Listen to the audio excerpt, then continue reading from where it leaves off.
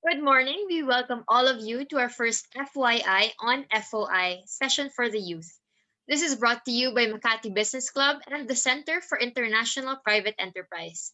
We would like to acknowledge the presence of Young Centrists Union National Chairperson Regine Rodriguez, the lead of the Citizens Budget Tracker Ken Abante, the FOI Youth Initiative convener Patrick Akupan, and our friends and partners from the Youth Alliance for FOI. Before we begin, let me also acknowledge the 296 registrants for today's workshop, representing the youth in general, including school-based and community-based organizations, as well as Sangguniang Kabataan and the Academe. The organizations they represent are shown on the screen. Some of them are still logging in and joining us today.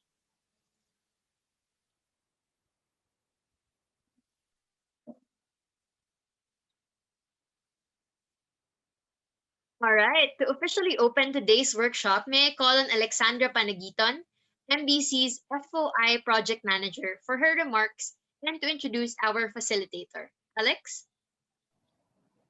Thank you very much, Catch. On behalf of MBC and the Center for International Private Enterprise, welcome to FYI on FOI, Workshop for the Youth. To our partners, speakers, and to all the participants in this session, thank you all for joining us today.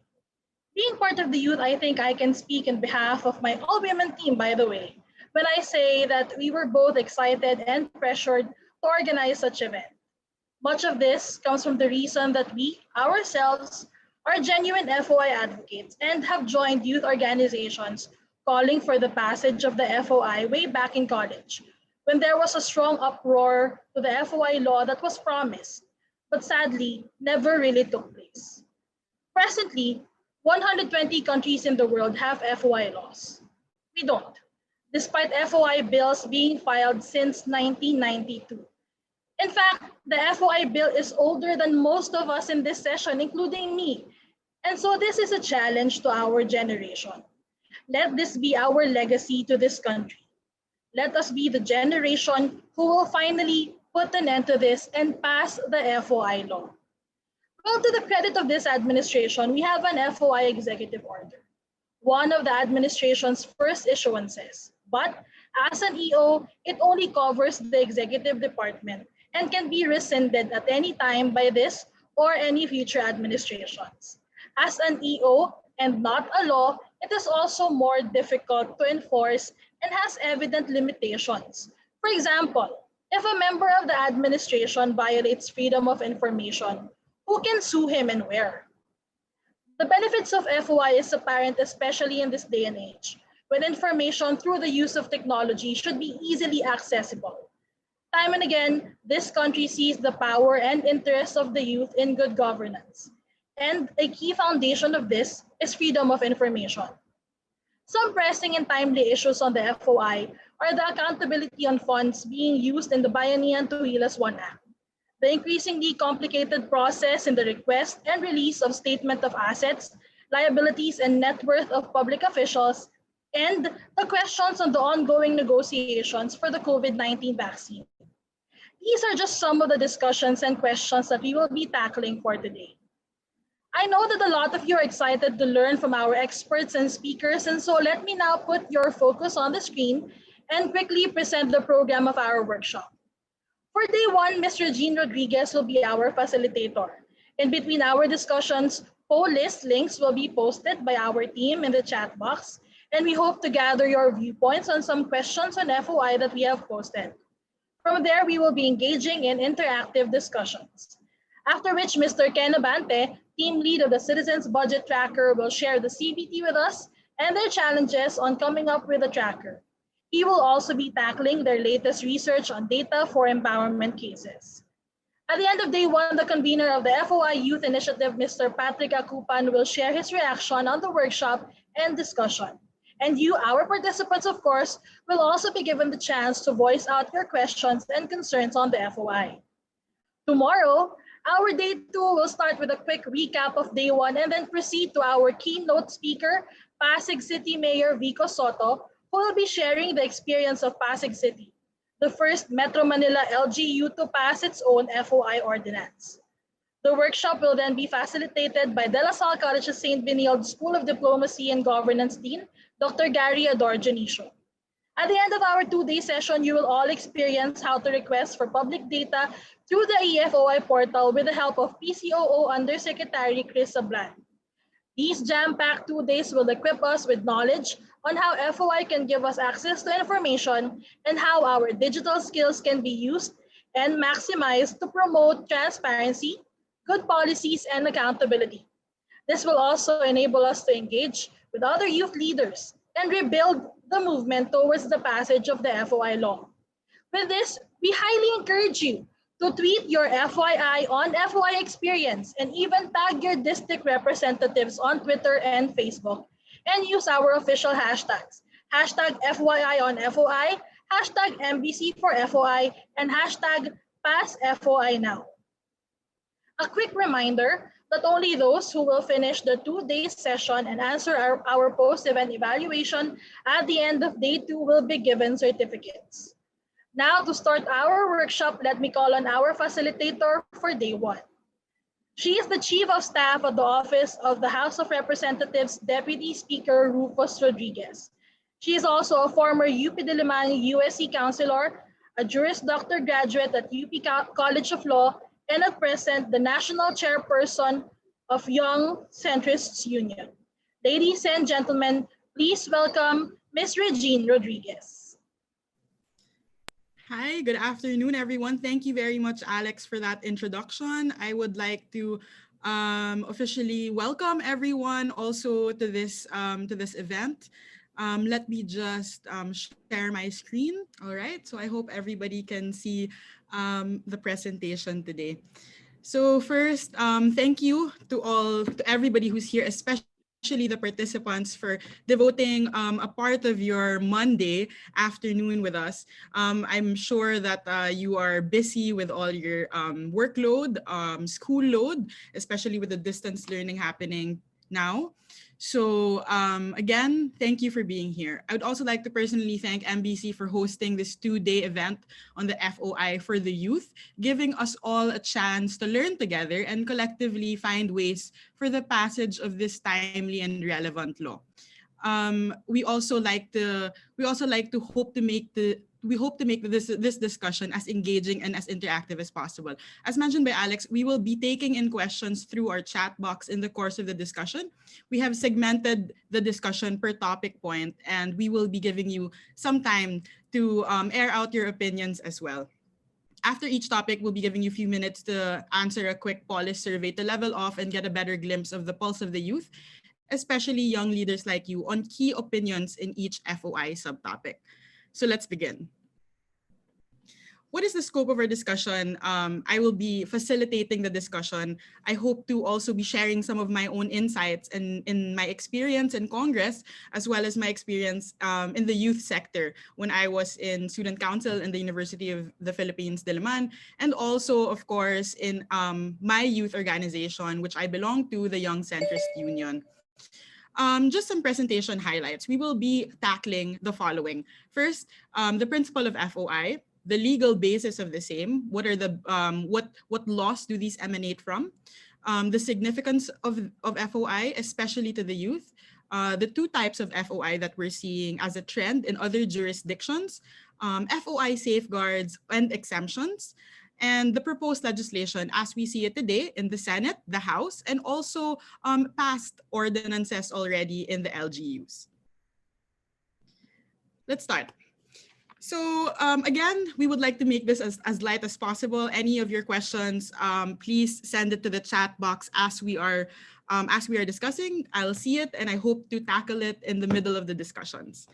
So as a definition, freedom of information is inherently the citizens or every citizen's right to access information held by public bodies.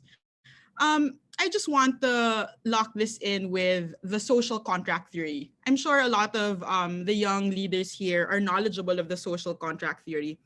This is actually centuries-old theory, political or political science theory and philosophy, which emanates from Locke and Rousseau. In essence, and in modern day usage, we're seeing that the social contract theory provides that there is actually an implied social contract agreed upon by the citizens and its government.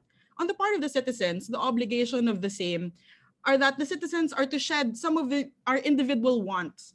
And this is where we come in, and we're not able to do every single thing that we would like to do. And that's why we're supposed to follow laws. We're supposed to pay taxes. We're supposed to be good citizens of the country and be part of the society. This is the implied contract with the government. On the government's end, their part of the bargain in this theory, in the social contract theory, is to provide the best services to its citizens and inform the citizens. It is believed that access to information is an inherent right of the citizen to ask from the government as part of its social contract, meaning that us as citizens, it is part of our social contract with the government that not just services should be provided for, but we should understand and learn how the government actually operates, what transactions are happening in real time, what kind of laws, even procedures, and implementing rules have been passed by the different agencies. These are all part and parcel of the essence of our social contract with the government. And I feel that this is one of the most fundamental principles we can see if we try to root out the origins of why there is a right to access to information. Another point in the fundamentals of the FOI is that it is actually a disclosure statute. FOI may not be worded as FOI as seen in other jurisdictions in other countries. As mentioned by Alex, there are around 120 countries already, not including us, who have already passed FOI laws. In the United States, it's called FOI as well. It's the FOIA, FOIA, Freedom of Information Act. And it is a federal law which is being implemented in all states. So in essence, as a back to the discussion on being a fundamental principle, it is actually a disclosure statute wherein the state is supposed to be disclosing everything and anything that is public information. And I highlight this because it is our right to know public information. This is where we have to also draw the line with regard to public and private information.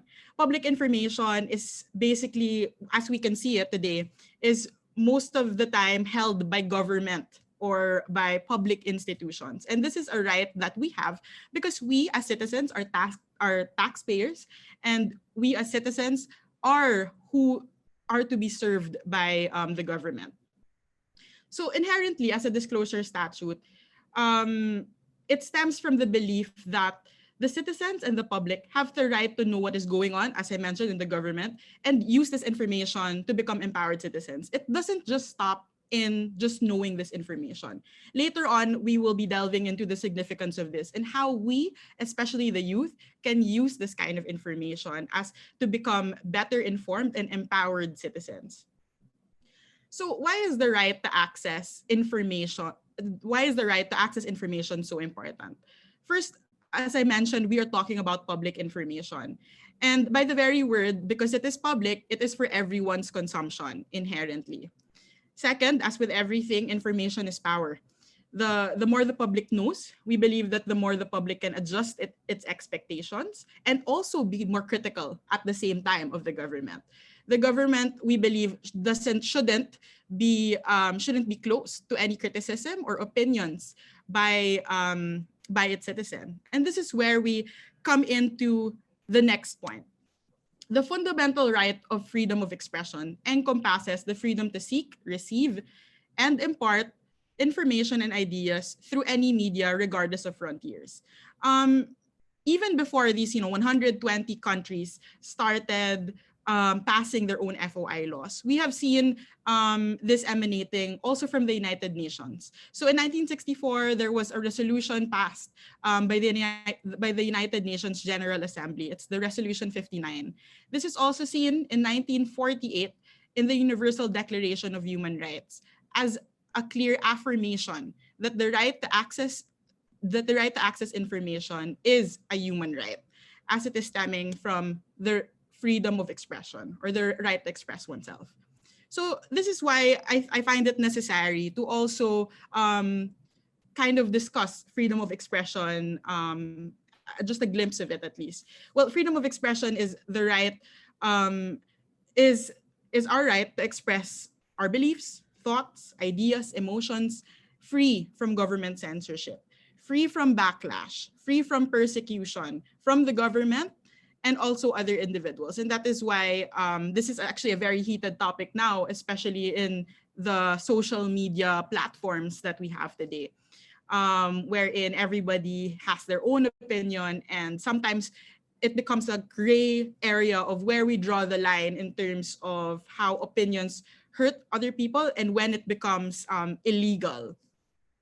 So there we have it. This is the freedom of expression theory, rooting from the right to access information theory, rooting from freedom of expression.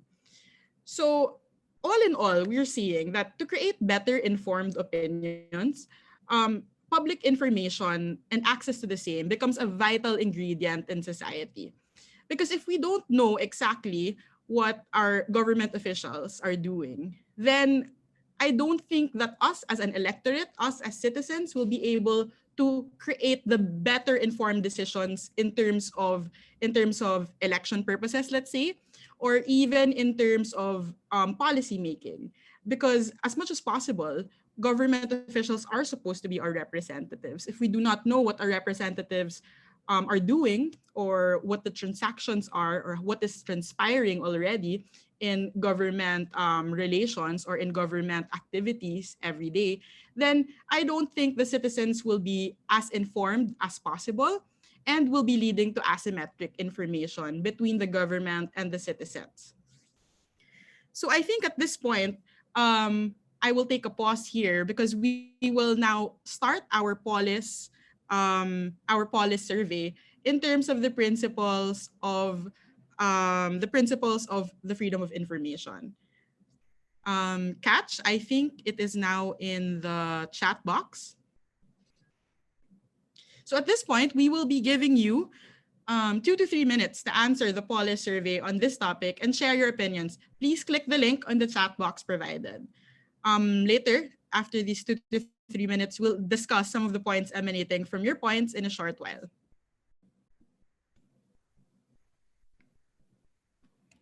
Yep, please do answer the polis link in the chat.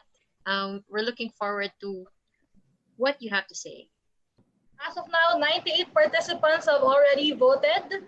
We have 141 attendees with us right now, so please go and click that link and cast in your votes, guys.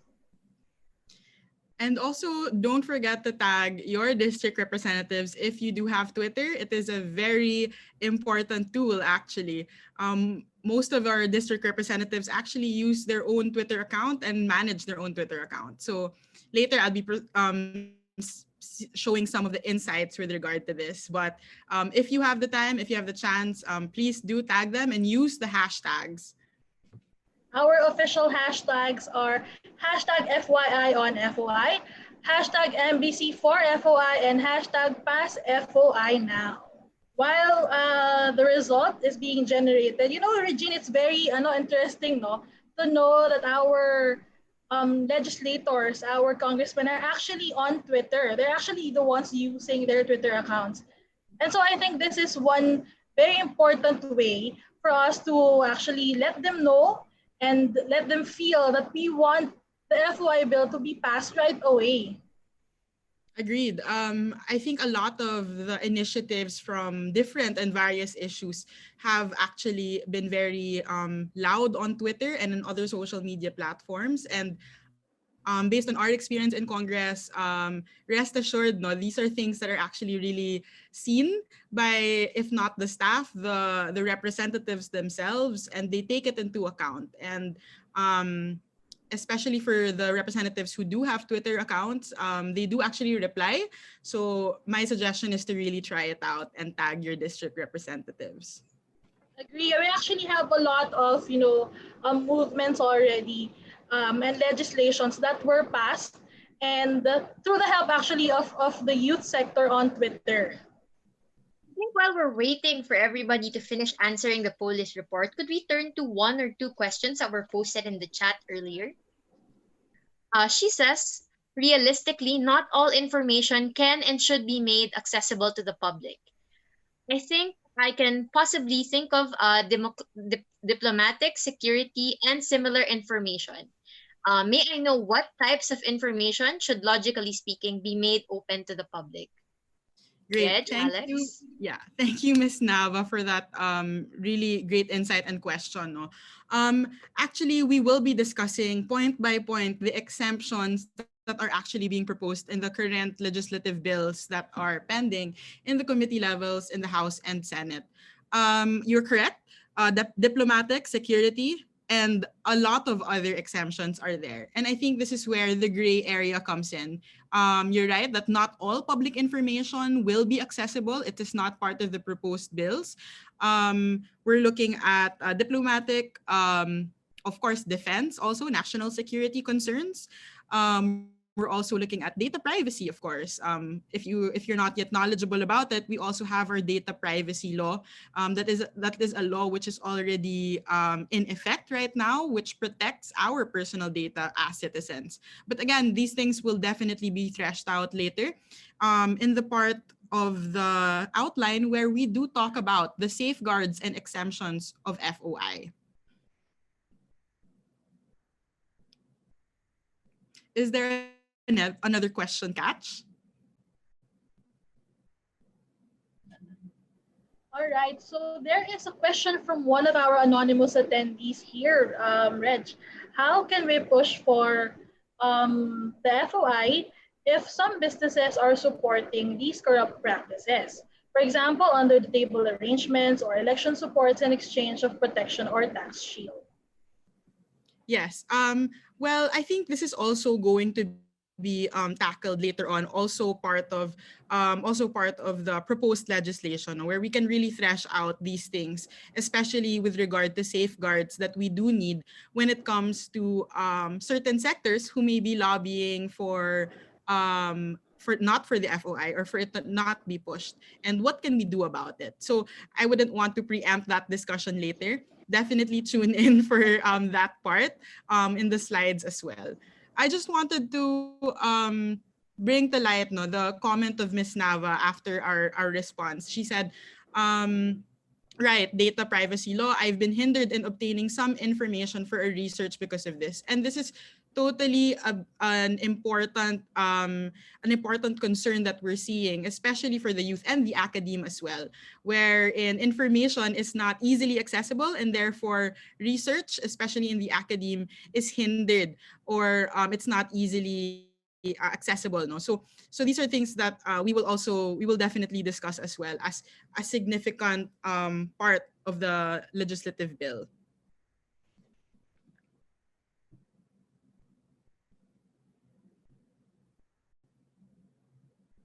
All right. So I think while Catch is getting the report on, let me proceed to the next part of the discussion. All right. Okay. So the next part of the discussion is really what are the legal basis for FOI, right? Where does this right emanate from? Is it written? And can we already enforce it right now? These are questions that we usually get, especially from young leaders like you guys. So first, we'll always start with the Constitution, or the highest law of the land, right? I'm only going to start with the premises first, and later I will show you the main basis for freedom of information. But let me start you off with premises. This is Article 2, Section 28 of the Constitution. It says, subject to reasonable conditions prescribed by law, the state adopts and implements a policy of full public disclosure of all its transactions involving public interest. Let me just give you a caveat here, that Article 2 is actually the Declaration of Principles and State Policies. So more often than not, this is actually everything that is in Article 2 are guideposts, principles that are inherently declared by the state to be true for for the Constitution and for the country as well. So it doesn't really mean that we don't have a law in effect right now, because actually the freedom of information is enshrined in our Constitution as a principle, but we do need an enabling law, and we will get to that in a few minutes. The second premise, second premise that we would like to highlight as well is Article 11, Section 1 of the Constitution. Public office is a public trust. Public officers and employees must at all times be accountable to the people, serve them with utmost responsibility, integrity, loyalty, and efficiency, act with patriotism and justice, and lead modest lives. These words, I feel, have already been threshed out in so many documents already, in government documents or even in other documents. And I'm sure you already know this, that public office definitely is a public trust. Important keywords here to highlight is that public officials or public officers must serve with utmost responsibility, integrity, loyalty, and even efficiency. So if we are to pass an FOI law, we'd just like to highlight that there should be a time frame for requests. There should be a time frame for how fast the government can actually provide us with certain data. Also, as another legal basis or another point to highlight is Section 5 of RA 6713. RA 6713 is actually the Code of Conduct and Ethical Standards for public officials and employees.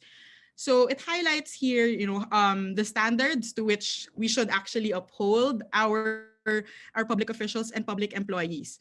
And as written in the provisions, one of the duties of public officials and employees is to make documents accessible to the public. All public documents must be made accessible to and readily available for inspection by the public within reasonable working hours. So as you can see, there's actually already a law to show these, to show the importance, or to actually show that there is, to enable these documents to be accessible to the public. And lastly, getting back to the Constitution, this is really, if you listen to any FOI discussion or any FOI workshop, we'll always start with this. Article 3, Section 7 of the Constitution. The right of the people to information on matters of public concern shall be recognized. Access to official records and to documents and papers pertaining to official acts, transactions, or decisions, as well as to government research data used as basis for policy development shall be afforded the citizen, subject to such limitations as may be provided by law. As you can see here, it says, as may be provided by law. And this is where the enabling law of FOI is a need, because the Constitution already requires an enabling law, expressly requires an enabling law to be filed by Congress and to be passed by Congress for this to take in effect. Now, usually, the questions would definitely now be, so can I already enforce that right? Like, for example, if you're in a court of law, is this right enforceable already? And also with regard to the current status quo that we're in. So right now, we already have several Supreme Court cases that have already upheld the right to access information.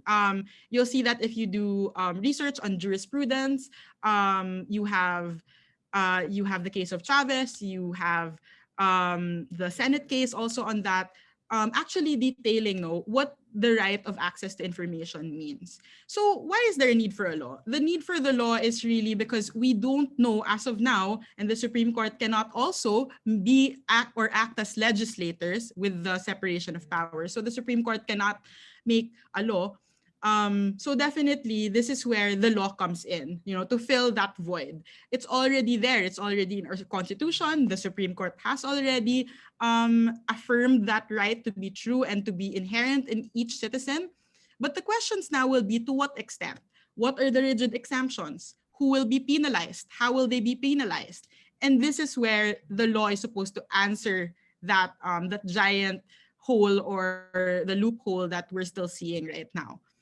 So these are the main legal basis we're seeing in the freedom of information.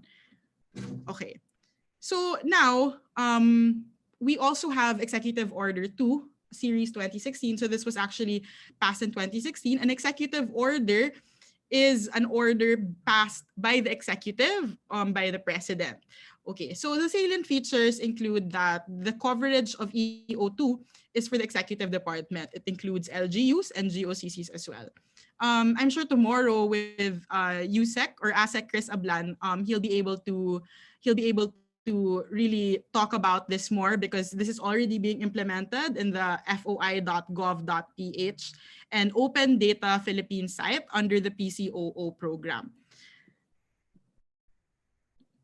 Okay, so now I've already said that there's the Constitution, the Supreme Court has cases on this already, and there's an EO2. So why still pass an FOI law?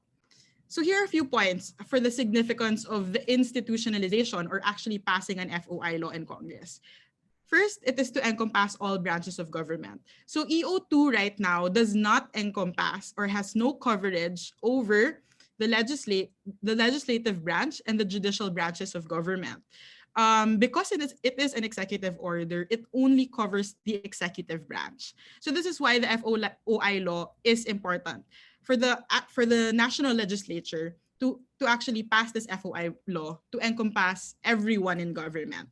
Second, sanctions right now are administrative in nature in the EO2. But then if we pass a law, there could be, or it could be included, criminal liability as well as administrative sanctions. So it can be both criminal and both administrative as well. Another point is that if the FOI law is passed, it may only be appealed or repealed or amended through legislative action. So this is for the point of continuity. As you know, with regard to executive orders, every administration can change, can just throw away some of the orders by the past administration with regard to executive acts, of course. But for legislative acts, no administration or no executive who comes in may repeal or amend except for the legislature itself. So this is the continuity point with regard to the institutionalization of FOI. And another point would be the enforcement of the right of every citizen to access public information. This is already, no need to explain, this is already explained in the first part of our discussion with regard to our rights to access information. So basically, this is the overview of our legal basis. Just to sum it up before we go back to the Polis survey. First, it is already a principle in our Constitution, which needs an enabling law. Second, various and several Supreme Court cases, which is already part of our jurisprudence, have upheld the right to access the information. And third, there is an EO2, which encompasses the executive branch with regard to FOI proactive and reactive prongs, later to be discussed. So fourth, what's really missing is our FOI law. And of course, later we'll discuss also the need for FOI ordinances in the LGU levels. All right, so I think I will take another pause here so that we can take 2 to 3 minutes to answer the Polis survey on this topic and share your opinions. Please click the link on the chat box. While we're getting to that, actually, I wanted to just show quickly the comments from the previous Polis that we sent earlier. So we can go through a few of these, but some of the comments are, every citizen should be able to access information, regardless of their gender, age, or financial capability. And then the others are actually citing Senator Grace Poe. If we have FOI, we will empower our citizenry to have the information they need from government. And then other comments are talking about how everybody should have the right information, especially since we're in a democratic country. So I think overall, everybody was quite empathetic in their support of FOI as part of our duties as sort of private citizens, and also as students that are looking for data and accountability from our government. All right, so maybe we can also show catch the opinions in this in this specific policy survey. Sure, one second. Let me just get to that quickly.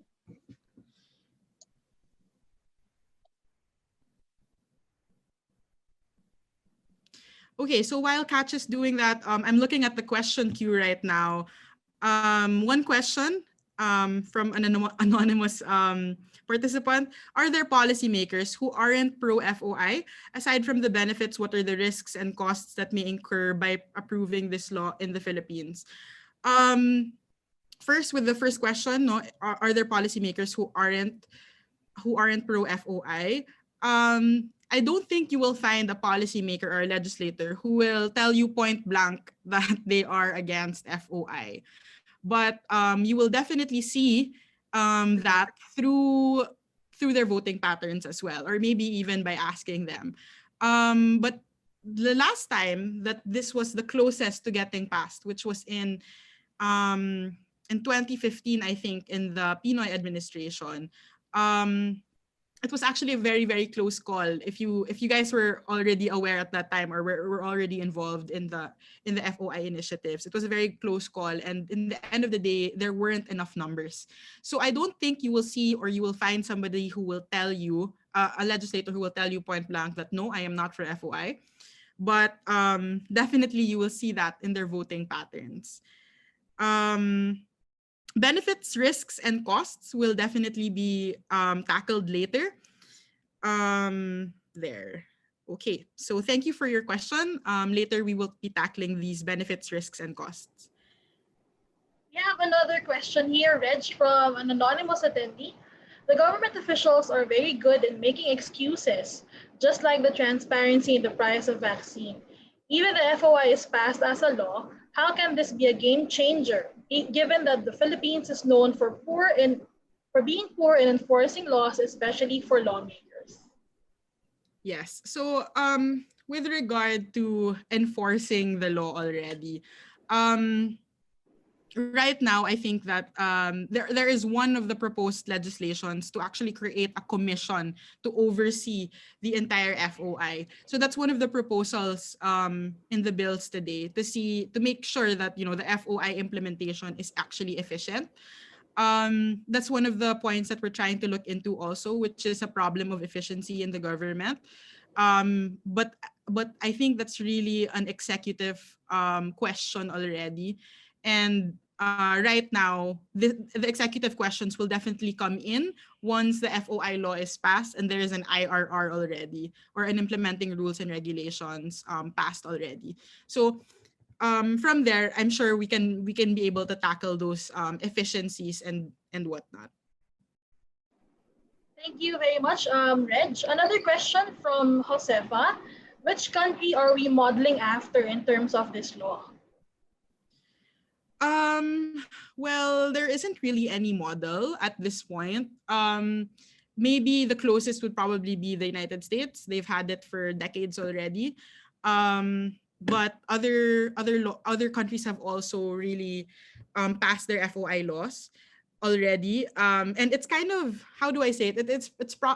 It's the same actually in a lot of the jurisdictions. No, the only questions really with regard to changes or differences in jurisdictions will be the exemptions part.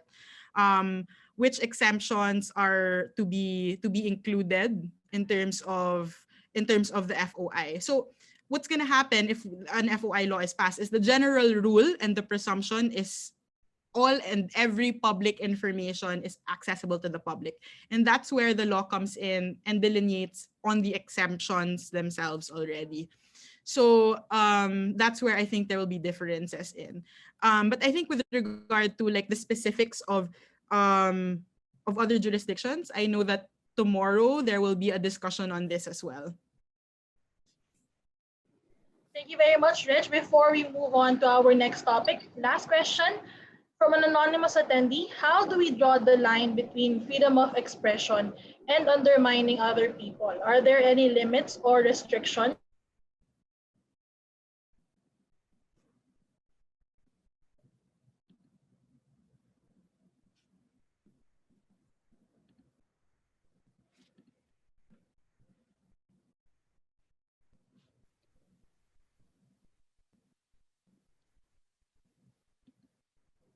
I think I saw the question catch. Yeah, Can I you think please Alex, I continue? think we lost Alex. Yeah, Yeah. let's quickly go Let- into that. Okay, so let me just say the question. How do we draw the line between the freedom of expression and undermining other people? Are there any limits or restrictions to freedom of expression that are legally binding? Yes, there are some exceptions. Well, not some. There are actually pretty much a lot of exceptions. I will only highlight the most popular exceptions. For example, libel or defamation. Definitely, that's one of the lines that are drawn already clearly in criminal law, no? Um, we see that when there is, of course, malice in the statement, and when you burnish the reputation of another.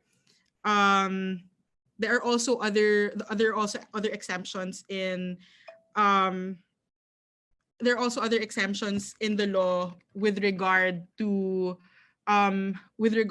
freedom of expression, especially when it comes to threats also sometimes. Sadly, no, we see some cases where they assert their freedom of expression, but actually when you look at the statement, it is already threatening another person, which can result to, again, some criminal violations. All right, Bern, may we know if you have any other questions left? If not, I think we can move on to the next topic, Reg. All right, okay, great.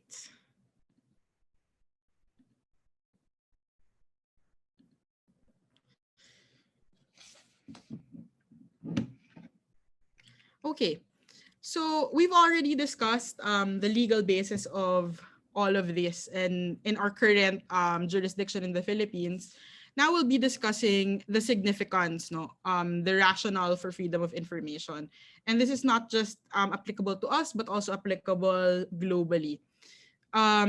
So we're seeing here four main points that I'm sure you guys are very well versed in already. Freedom of information definitely promotes transparency in the government as they're able to share the information that is happening in the day-to-day operations of the government. Also accountability, because they will be sharing this information. Then at least there will be something to hold them to, which is this information. Definitely empowering us as young people and as citizens um, on this public officials. And third, there would be now a free and open exchange of information. I mentioned earlier that asymmetric information is definitely something we would like to avoid, no. It's actually an economics principle. Asymmetric information is an economics principle wherein if information between the two parties are not perfect, then it leads to market failures. And I like to equate that as an economics graduate myself. I would like to also bring that principle into this political theory or to this principle as well, wherein if the government and the citizens are not open in terms of the communication circle or the communication line, and the citizens are not fully aware of the public information that they actually should be aware of, then the citizens may not be creating or may not be making the best opinions or informed opinions that they could be making without this information. And lastly, it is definitely fundamental in any democracy. In any democracy, the citizens should be well equipped through the information of the government of what is happening. Because sometimes, actually, as somebody who's been working in the government, sometimes and more often than not, you will definitely see some citizens give their feedback, give their opinions on certain matters, and it definitely helps in the policy making processes, no. One example is, for example, in Congress, when there are committee meetings, there are resource persons that are invited, and these resource persons come from varied sectors of society. They can be from NGOs, they can be from private institutions, etc., to give the congressman insight as to what they think of a certain bill that is pending in a committee. So without public discussion, without public participation, I don't think a democracy will definitely thrive. And this is where FOI definitely comes in and helps in that gap. And we'll also talk about and delve into the significance to the youth. I don't think I have to be really talking about this point by point. We're very excited to hear what you have to say about this. But as mentioned, one relevant factor is getting more informed, critical, and empowered citizens. Second is towards the decay of fake news. No, as you can see, as mentioned earlier, social media definitely has been a hub for fake news, for misinformation spreading, and sometimes I don't think we can always blame some of the young people when it comes to sharing or resharing this fake news, because it's also it's also because of the lack of information or the lack of verified factual information that is actually there. Um, Later, I'll be giving the example of with regard to the vaccines, and how there was some sort of if that information qualifies as an exemption or not with regard to the negotiation of those vaccine contracts. But going back to this discussion, again, we would like to really quell the fake news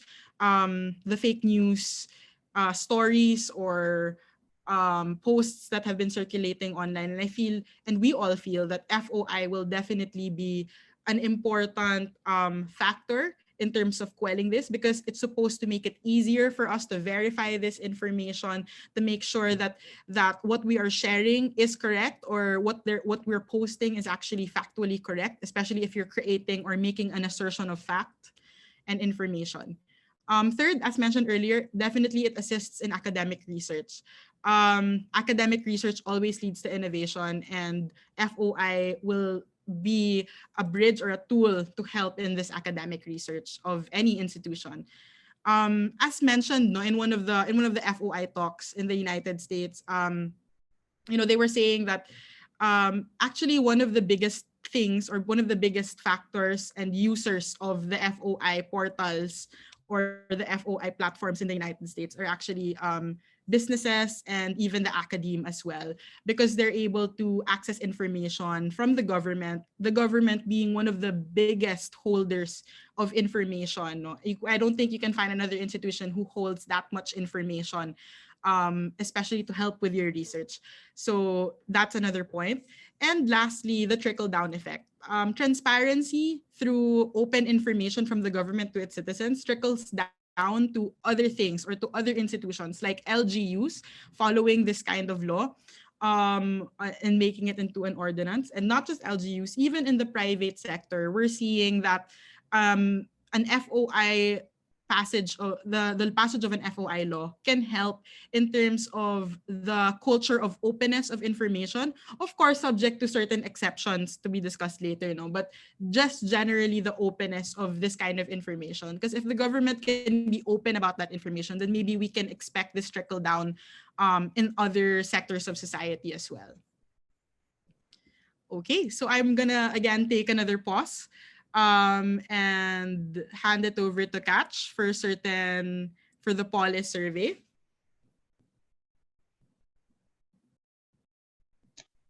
Yep, Bern has sent over the latest Polis link onto our chat. While we're filling that up, I think we can answer a few questions. Alex, you're on mute. Yes, we do have a few questions here, Catch and Reg.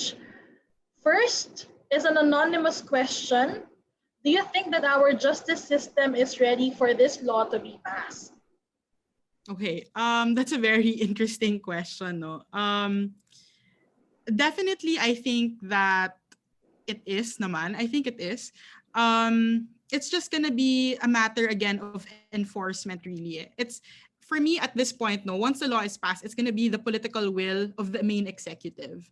Because if the main executive or the president, no, as chief executive, is able to really enforce this through probably a memo or whatnot, or another order to everybody to really enforce it, then I think it will be something that can be enforced. It's really about political will, and not just the president, because we're envisioning the encompassing of this law to everybody. Same thing with the judiciary and the legislative. So if the heads of these institutions, of these branches of government, have the political will to really really get this done or to really make sure that this is enforced properly, then yes.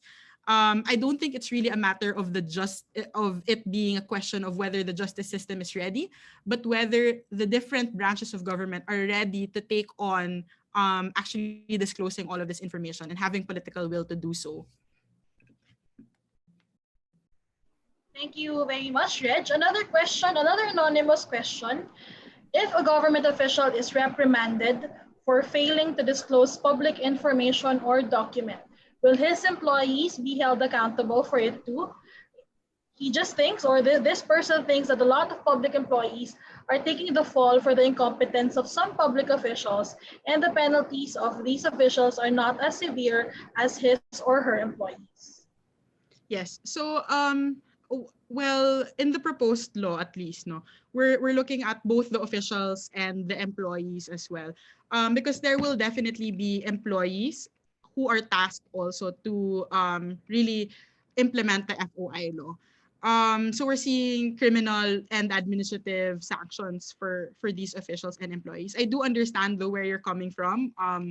For that person who asked the question, I do understand that sometimes a lot of the employees do take the fall, no. But hopefully this will not be the case in FOI, and I think not just with FOI, but as a general culture of the political system right now. So I think again, it is political will and changes really in the systematic structures of the government, and not just FOI to solve that.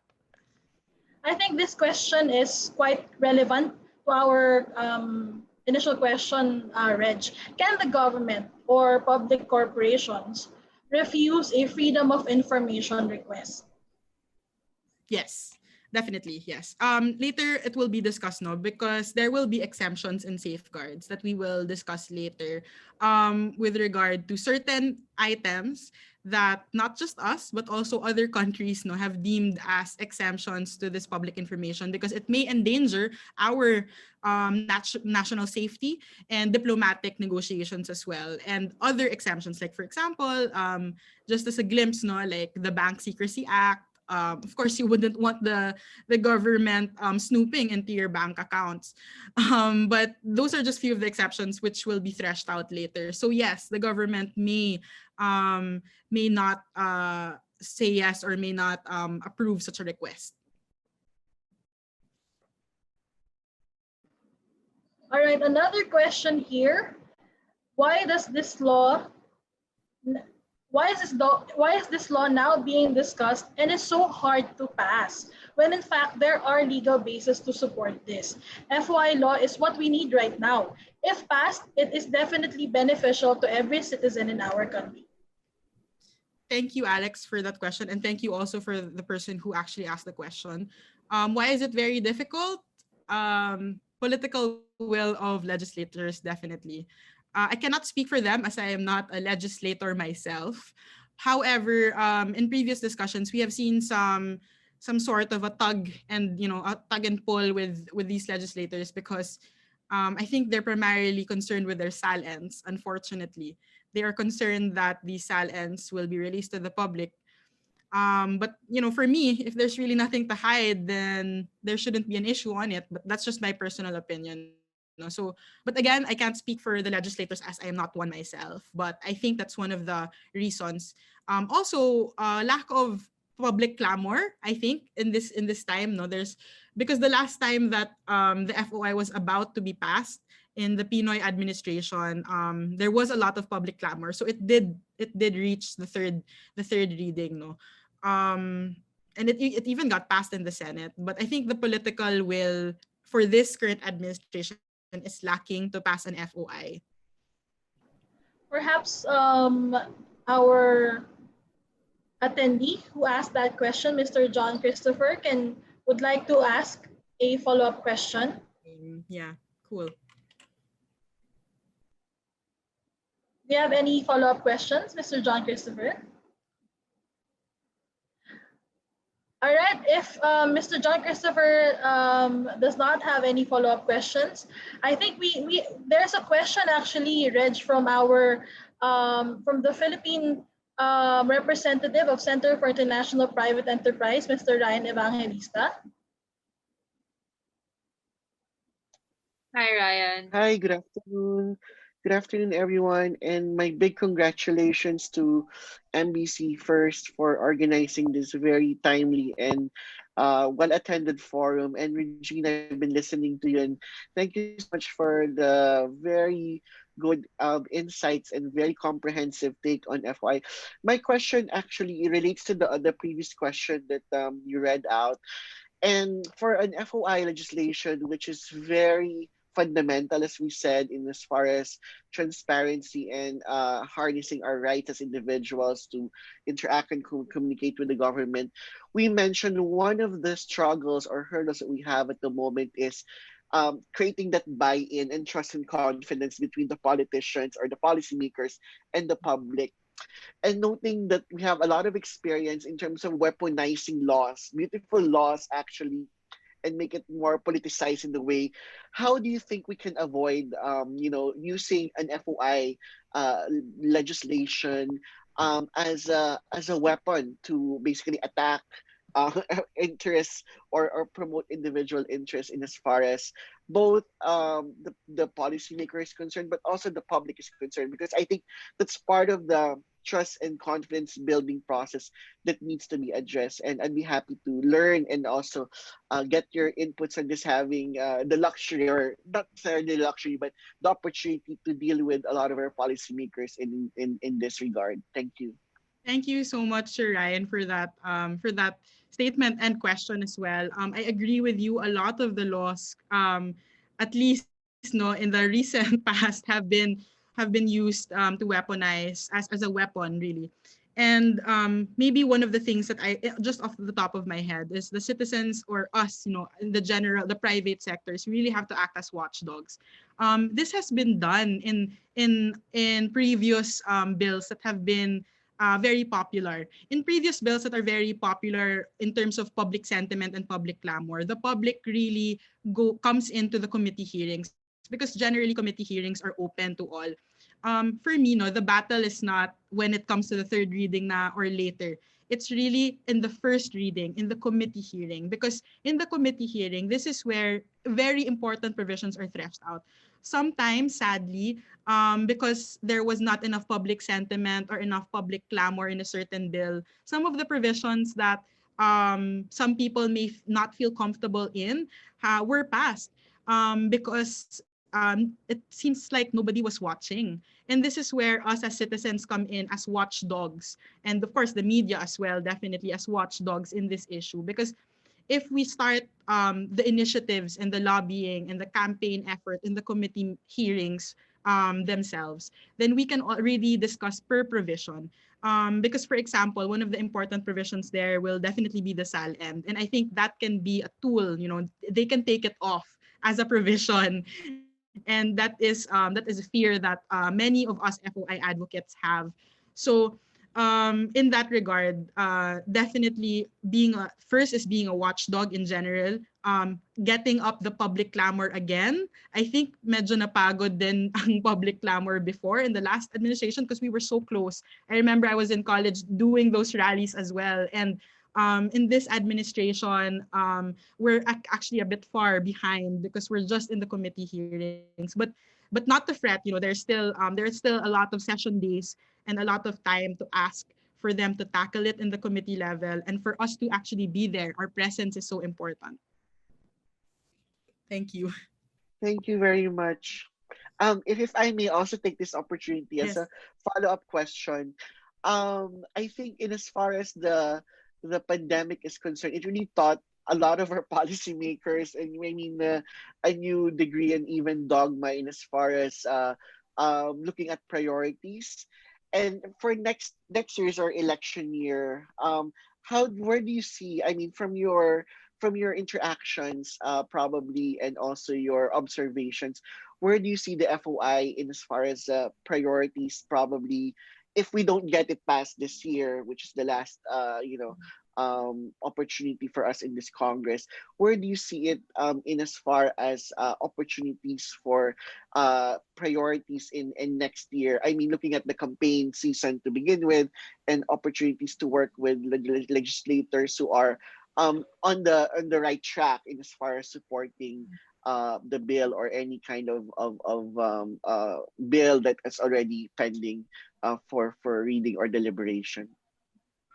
Thank you again, Sir Ryan, for that question. No? Well, interestingly, I'm wearing two hats. I'm an FOI advocate myself, but I am also working in Congress, and it's a heartbreak for me to say that it is not a priority in Congress right now. There hasn't been a call actually for a committee hearing this 2021. No? But again, we're still pushing. Let's not lose hope on that, because the good news is that we're still halfway through the actual term, the 3-year term of the for the House of Representatives at least. So there's still time, but I feel like if after October, which is the filing of certificate of candidacy, there has been no movement, I'm sad to say I don't know. I'm gonna be a bit practical, or I have to be realistic about it. No, na October I think is a good deadline to see it through because of the filing. As you know, no, the filing will definitely get the politicians back to election mode again and campaign mode, and that is a reality we have to face in this country, unfortunately. But again, that's still October, so we still have months to go. And I have seen bills passed in a span of just a month. So we can do it. Really, really, we can still do it. Yeah. Thank you so much. Thank you very much, Ryan and Reg. You know, I'm actually very excited because there are a lot of questions being queued in right now. But I think we can continue with our discussion. Yes. Thank you so much, everyone, for all your questions. No, we really hope to tackle all of them. But I just have to continue on kasi baka hindi na tayo matapos in our presentation. Sige. So let me just continue.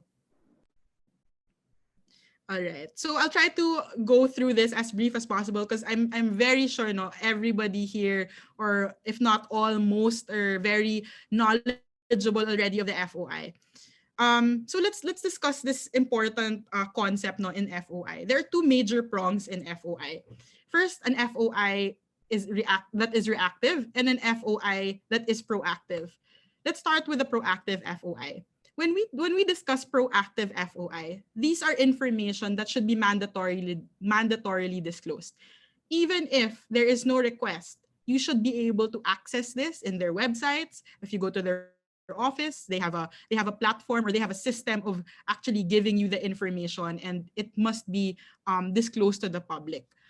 FOI that is reactive, this is where we usually see or where we associate FOI most, which is making a request. So this is information that will be produced upon request. So we also have to understand no, that the government, or at least the branches and the departments in the government, won't be able to really disclose every single nitty-gritty information in their offices. And that's why in the proposed bills, there are different prongs or different ways to do it, which is first, there are certain things that should be mandatorily disclosed, at least the basics, the most important ones. And then which are the ones that may be upon request. Okay, so let's start with the proactive prong, which is the duty of these officials to actually disclose it. So in most of the proposed legislation, you will see this, publication of government data in open data PH. So this will include all transactions, the vision mission of the agency, who to contact, and all the basic information, basically, in the implementation of the programs, bidding, etc. Second, this is also part of proactive. So this is what I was discussing with Mr. Ryan earlier with regard to the SALN. So SALN is your statement of assets and liabilities and net worth. Okay, so every public official, well, at least these public officials are required to submit their SALNs. So even if no, right now we're having a hard time accessing SALNs of politicians, you can see that it's actually part of the Constitution. So they still are submitting their SALNs to their offices. But with regard to disclosure, it's another factor. Okay, so under the Constitution, these are the officials, the public officials who are required to be able to submit their SALNs. the president, the vice president, cabinet secretaries, all members of Congress, Senate, and House, justices of the Supreme Court, members of constitutional commissions, officers of the AFP with general or flag rank. Now, let's delve into the issue. What is the issue right now? The Ombudsman released a memo circular that gave certain parameters or grounds to grant a request of the SALN, as it is with the Ombudsman. So first, now, if you're going to be requesting a SALN, these are the grounds. First, that he or she, the person requesting for the SALN, is the declarant. So you who actually submitted the SALN will ask for a copy of your own SALN. Second, request is upon lawful order of the court in relation to a pending case. So this is basically a court order. The court will ask for the SALN if it's, for example, usually these are cases of anti-graft and corruption cases. Third, request is made by the Ombudsman's Field Investigation Office, Bureau, or unit for the purpose of conducting fact-finding investigations. Okay, so why did I have to highlight this? I had to shed light on this because this is very recent. This is just 2020. Before that, it was much easier to access public official SALNs. Now, apparently, as you can see in the grounds, unless any of these grounds apply to you, cannot be able to request access to a SALN. When I was much younger, I think in the previous administration, or maybe even in previous administrations, I used to watch the news a lot, and in the news, it would definitely appear that the news, that several news outlets would release, who are these politicians with X net worth, who was the senator with the highest net worth, etc. If you notice now, you don't really see that in the news outlets anymore because it is harder to, and it's not just harder, it's just plain hard and almost close to impossible to get the statement of assets and liabilities and net worth of these public officials. So this is again tying it back to the reason of why we do need an FOI law also. Okay, so that public officials do not use their positions for abuse. There. So definitely FOI becomes a deterrent to graft and corruption. Okay, so that's just one of the examples I had to highlight. All right, another prong of the proactive duty to disclose of the government. So most of the FOI bills that you will see have this.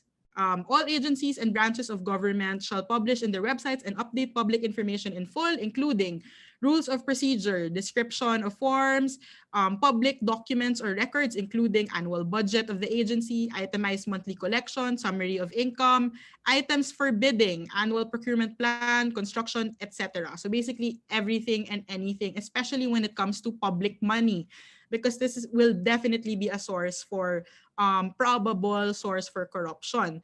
So this is something that we would like to have mandatorily disclosed by the different government offices in their websites. Okay, so now let's talk about the second prong, which is access to information upon request. Every Filipino citizen has a right to and shall, upon request, be given access to all information pertaining to official acts, transactions, or decisions, as well as government research data used as basis for policy development, subject to certain exceptions. Okay, again, the exceptions will be discussed in a little while. But this is the part where we do the request.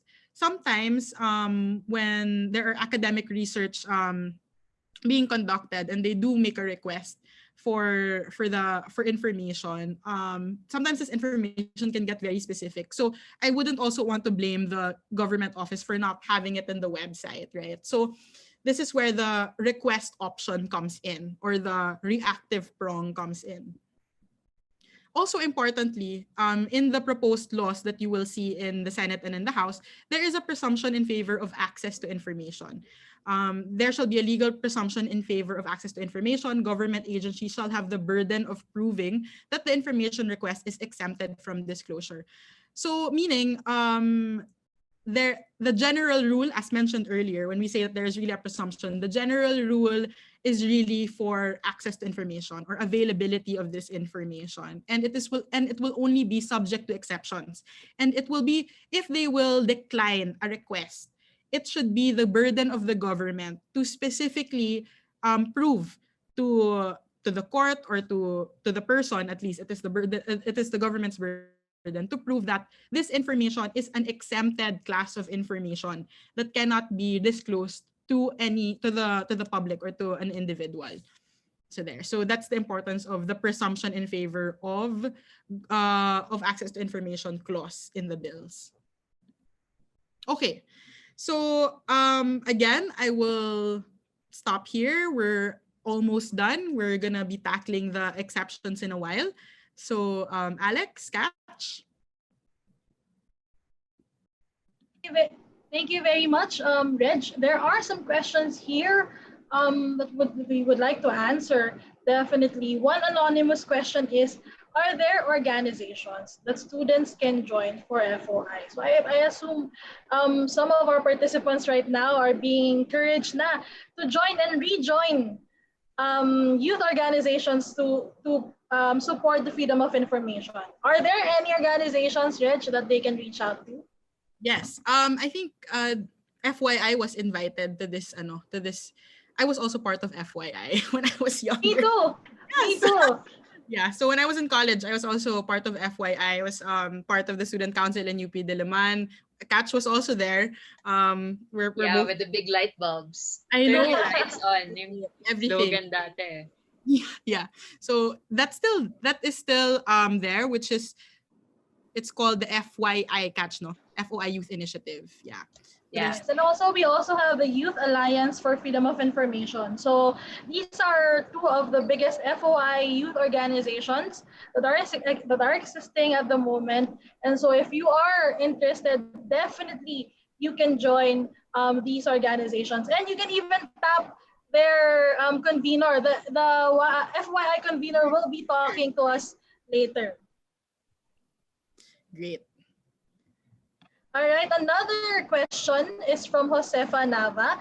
At present, where does the president stand on the issue of FOI here in the country? Josefa, if you have any follow-up questions after this, we can actually unmute you. Okay. So at present, Reg, where does the president stand on the issue of FOI here in the country? Fortunately, not unfortunately, fortunately, I am not the spokesperson of the president. So, but I'm not sure. I have no idea where he's at with regard to FOI. But to be fair to the president, he was able to sign the EO2 in this first year, which was in 2016, his first year in office.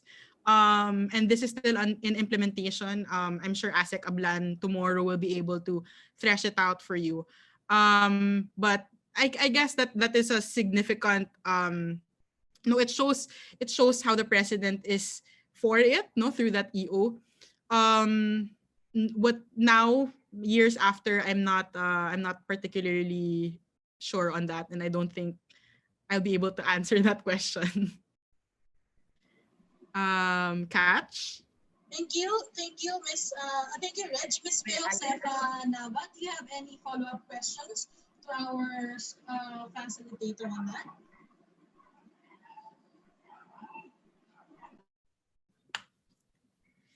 Miss Nava. All right, maybe Miss Nava is still having trouble with her mic as earlier. Maybe we can now move on to the second question.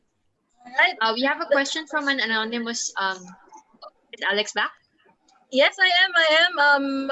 My video is just off, but an anonymous question again. How can a regular citizen identify fake news from facts when the government itself gives us unconfirmed information? Oh, this is very controversial, especially when this FOI shall be passed as a law. How can the public be assured to have access only to confirmed information? Okay. Thank you so much for that question. Very relevant today. That's the fear, no? That's really the fear. When it is already the government who is providing misinformation, disinformation. That is the fear. Because by then, who do you turn to? And we turn to the fifth pillar of society, really, who's holding us together, the media. But not all media, let me say, we have to put a caveat on that, no. I guess now it's difficult now, no, to even with us who are already working in, well, at least kami in Congress, no, it's not also, it's a bit more difficult to verify information nowadays. It takes us a while now, not like before. So I would suggest that you tune into, if the government is not anymore, or the certain government agencies, officials you think are not anymore being as honest or already providing misinformation, you can tune into the media outlets who are credible through the years. No, I'm sure there are. I know of some who have been there in terms of really providing proper news and fact checking what the officials have been saying. But to be honest, also, this is not only something that's happening in our country. Well, just recently, the United States had their elections, and that was also filled with a lot of fake news coming from one side. And we saw the media really step up and be the ones to police this, no, that they would actually, if you've seen it before, in November and December, no, when in the heat of the US elections, some of the media outlets would actually really stop broadcasting an interview. Like, for example, they felt that President Trump was actually spewing fake news or misinformation. They would really just stop the broadcast. So now it is to the fifth pillar of society, or really the media, to step up. So that's one of the things, no, where you can get your credible news. Other than that, then there's other research pa. But hopefully, really, with the FOI passage, and also maybe with the next elections, we can have better institutions that can provide us with credible information. Alex? Thank you very much, Reg. This is a question that will be answered later on, but can we ask Mr. Paul Andre Rosette to ask his question to our facilitator on FOI ordinances? I think Mr. Paul Andre Rosette is the interim chairperson of the Youth Parliamentarians of Laguna. Hello, ma'am. Good afternoon. I am Paul Rosette from San Pablo City, Laguna, and we have an FOI ordinance here, and we also have a local youth development council here. So my question is, how can we implement and monitor the FOI ordinance? And then, as the youth, what is our role, or what can we do to monitor its implementation? Because as of now, parang it is not yet being fully implemented in our local government unit. Yes. Yun po. Thank you very much, Paul, for your question. A really, really good question. No? That is something that we always discuss also amongst FOI advocates. No? It's a question of implementation. So it's one thing to get the law or the ordinance passed, and it's another whole thing to get it implemented. Although I'm not in the executive branch, I would say that with regard to implementation, it's really us as citizens. The role of the youth will definitely be the watchdog of these of the implementation of the ordinance. My first suggestion is get a copy of that ordinance, read it. Read that ordinance, get yourself informed. What are these provisions that you should be looking for? And then maybe if there are already platforms for requests of FOI data, make an inquiry to the sangguniang panglungsod. Make an inquiry if these requests were actually taken upon. Were there actions made with these requests? How many requests were able to be transacted or were responded to properly? One good example is the current FOI portal, which is there now. Asek Ablan, I'm sure, will be able to say more about this, but they do regularly give reports of how many requests were asked, and then out of these requests, how many were responded to in this way, etc. So I think it's more of that, like make those inquiries. But before you make those inquiries, definitely get a copy of that ordinance and really be knowledgeable about that, so that from these provisions in the FOI ordinance, which definitely varies per LGU, know where you can come in and do definitely take action. Contact your Sangguniang Kabataan officials as well as your counselors in the city. Thank you so much, ma'am. Thank you, Paul. Thank you. Thank you very much. I think, Reg, I have here two remaining questions which are very much related to our current topic at the moment. So first, an anonymous attendee asked, if there was an FOI law in the Philippines, will the government be held liable when they signed an NDA with Sinovac? With Sinovac, an NDA with Sinovac. Mm-hmm. Yes. Okay. It depends on what kind of law will be passed by Congress, really. Right now, if you look at jurisprudence, right now, there is something that is called a diplomatic procedural privilege. This is where you can see it's called deliberative process privilege there. So when there are diplomatic negotiations ongoing in general, the Supreme Court has held this to be privileged or exempt information, because the entire thought process behind that is so as not to hinder or reduce the bargaining power of our Foreign Affairs Department, or at least any of the executives who are dealing with foreign affairs. So it is understandable. However, if we're talking about an NDA that has already been signed, then it should already be in implementation, then it should be already available to everybody. So I hope that answers your question, no? So number one, it depends on the kind of law. If that is going to be an exemption, yung sinasabi kong deliberative process or diplomatic affairs exemption. Second is if the entire process is finished already, these contracts should be available to the public. I am not very knowledgeable with the Sinovac or Sinovac deals. But if it is a closed deal already, the negotiations are finished, then these contracts are part and parcel of the contracts that should be available to the public. And if they will not be available to the public, if there's an FOI law, they should be held liable for the non-disclosure of the same. Thank you very much. Thank you very much, Reg. Last question for this topic. Again, please just ask your questions in our Q&A panel, and we will try our best to answer all of it as we move along. But for this topic, FOI presupposes that there is data or information in the first place.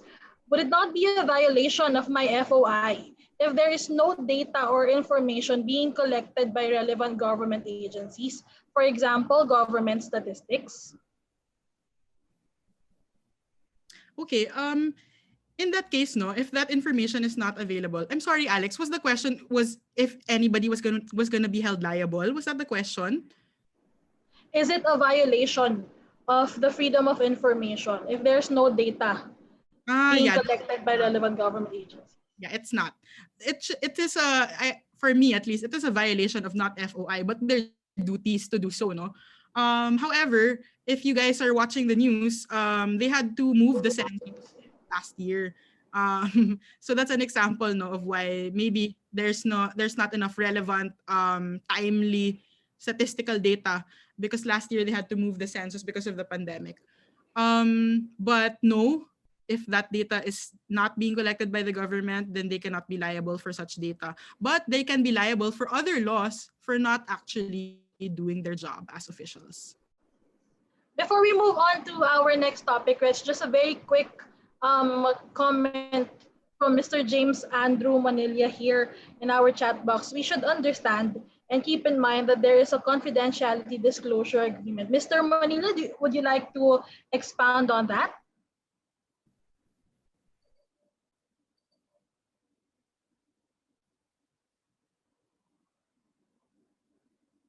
Hello, Mr. Manilla.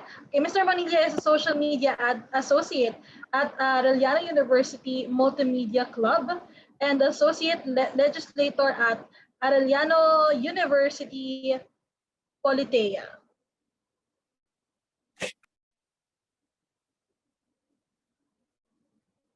Mr. James?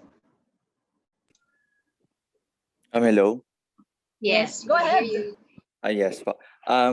Quick question lang din kasi 'di ba if in case there is an FOI law in the Philippines and there is a confidentiality disclosure agreement between the Philippine government and the vaccine manufacturer, what will happen? Is there a criminal liability at the end of the Philippine laws or a criminal liability on the contract itself?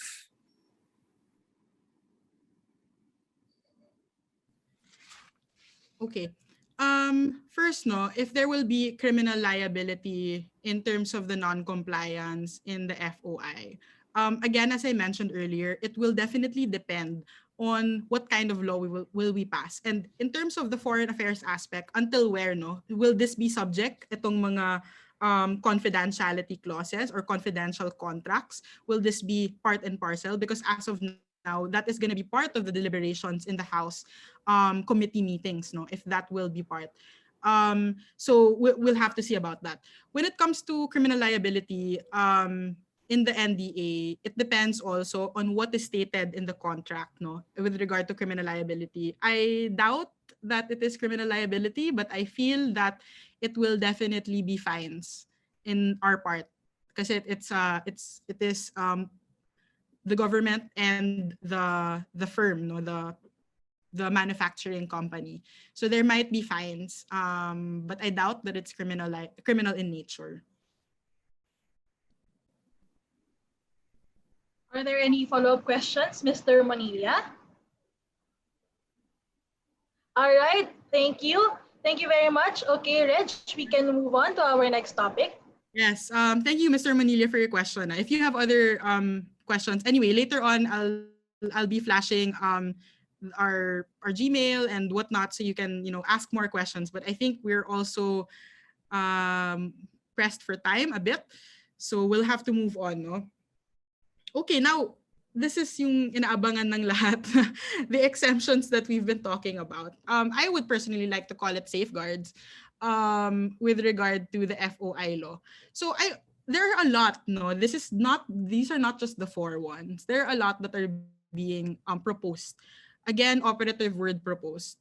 So this will depend on the deliberations again of Congress, whether or not each of these things will be included as exemptions, and if they're going to be included as exemptions, to what extent. Those will be deliberated on pa. Okay, but let's talk about the salient ones that I've identified here. First, national security. Definitely, no, national security or defense and its revelation that may cause grave damage. So not everything in, like, for example, the Department of National Defense will be kept confidential or will be exempt from the FOI law.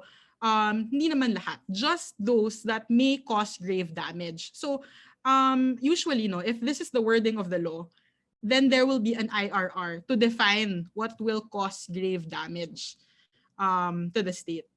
Understandably, a lot of other jurisdictions also have this exemption, which is an exemption on national security. So we can't be asking documents on, where our war ships or our troops are in, etc.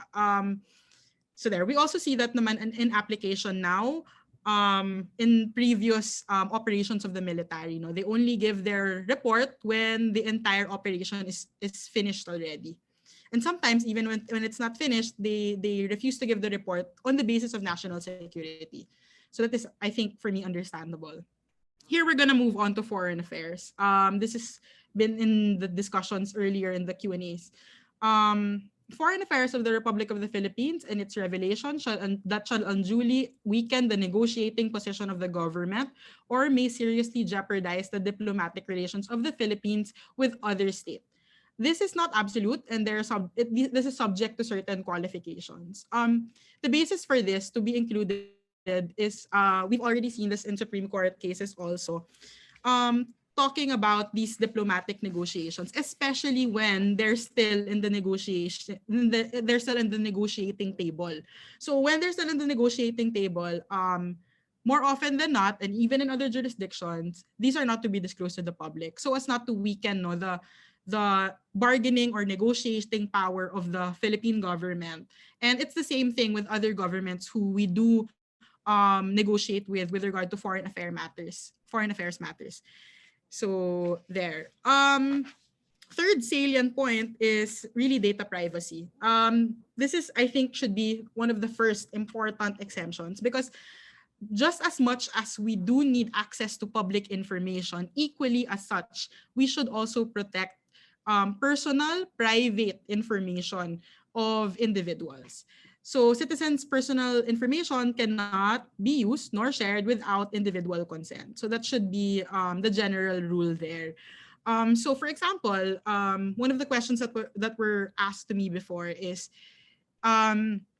if you do ask for data, of the data of certain not certain individuals, sorry, in aggregate data for your research, let's say, first, there has to definitely be consent, on the part of those who actually contributed to that data.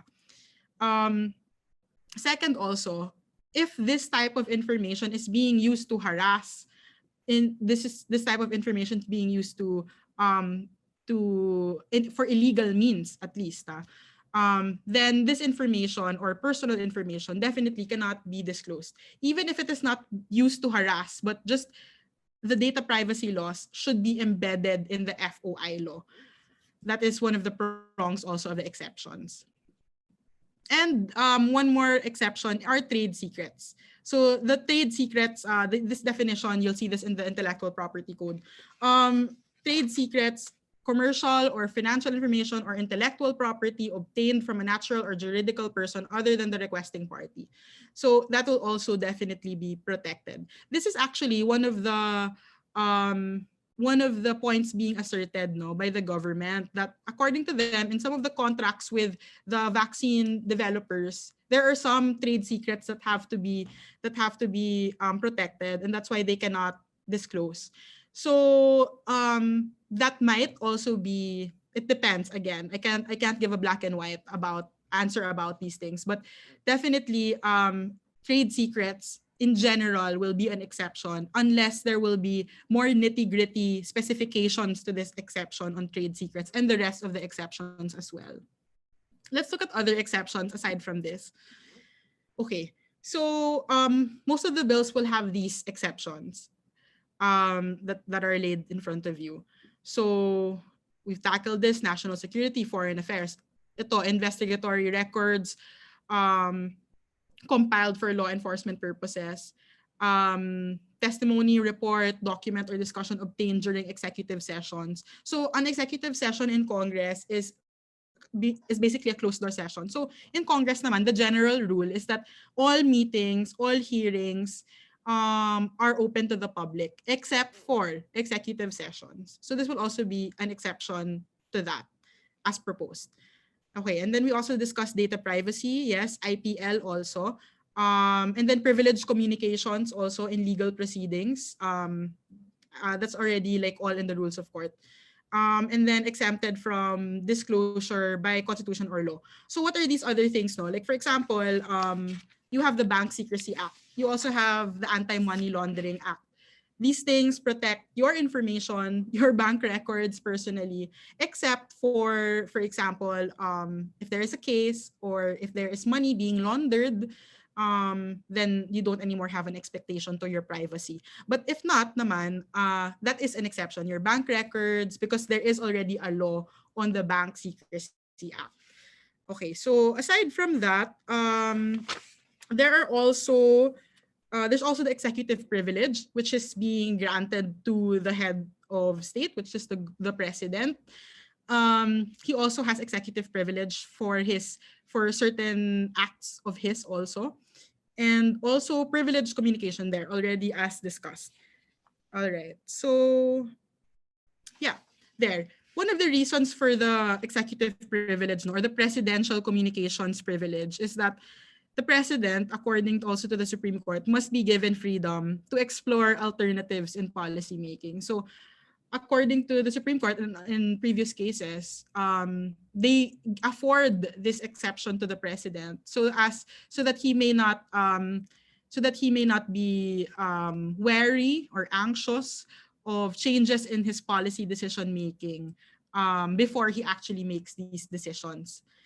So yeah, so there. So I think those are the covered exceptions, no?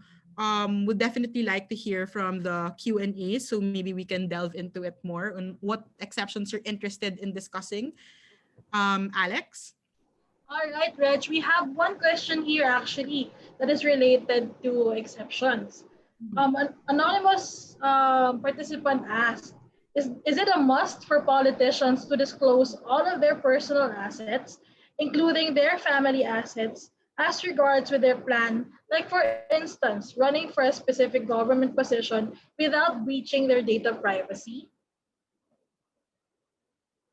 Very, very good question. No, not everything naman. As the statement of assets, liabilities, and net worth, I wish I could share it with you. I do have a sample of it. But if you'll see it, it's very simple, no? Well, it's not really simple if you have a lot of assets and liabilities. They do ask you to list the assets of the public official, no? So this includes everything that you own, the cash in your bank, but then that's what you state, at least the cash in your bank, the properties that you have, all your assets. Liabilities are included as well. So if you have debt, that will also be included and taken into account for, so that they can get to your net worth, diba? Kasi it's assets minus liabilities. But with regard to your plans of running, hindi naman yun kailangan i-disclose. Those are already your private information. So the only reason why we have the statements of assets and liabilities and net worth, or to get the net worth of this individual, is to see if there have been reasons to think about probable violations of the graft and corrupt practices law. So it's easy kasi if the SALN is there, then the ombudsman at least will be able to verify who here is in probable violation, because for forensic financial analysts, they'll be able to tell you on the differences of the finances of certain people. Like for example, medyo red flag if when you got into office, your net worth suddenly bloated in a span of 2 years. That's definitely a red flag. Although I'm not a financial forensics analyst, but I know that that's one of the things that they consider. So that's the reason why there's a SALN. But with regard to your plans for running, your plans on your policies, etc., those are not to be disclosed naman. There is a reasonable expectation of privacy in those instances. Thank you very much, Reg. I think other questions that are on queue right now would be answered by your upcoming topics, the next few topics that we will be discussing. So I think you may go ahead with our next topic. Okay, I'm gonna go ahead. We're almost done. Okay, so now we've basically discussed the meat, no? One more thing, liabilities and penalties. Just wanted to really highlight this also. So in EO2, no, it's purely administrative. The sanctions, at least, or the liabilities for these airing public officials are purely administrative.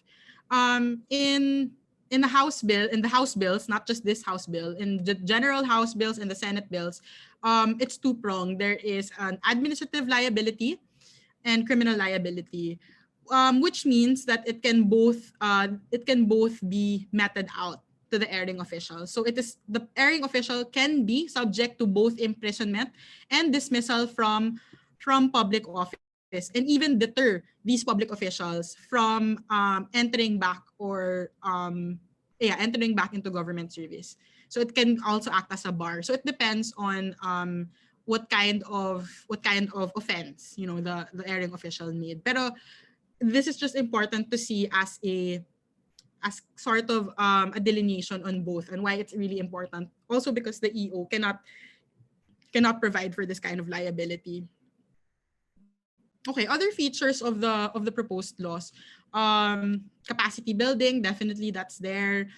Integration of FOI and good governance in primary and secondary school education. Mandatory one-stop shops in every government office for the services made available by the FOI law. The tracking of requests for information, FOI manual. And there's another bill that also suggests or proposes a commission as an oversight for the FOI implementation. So all these will be considered in the deliberations. So let me just proceed until the end already. As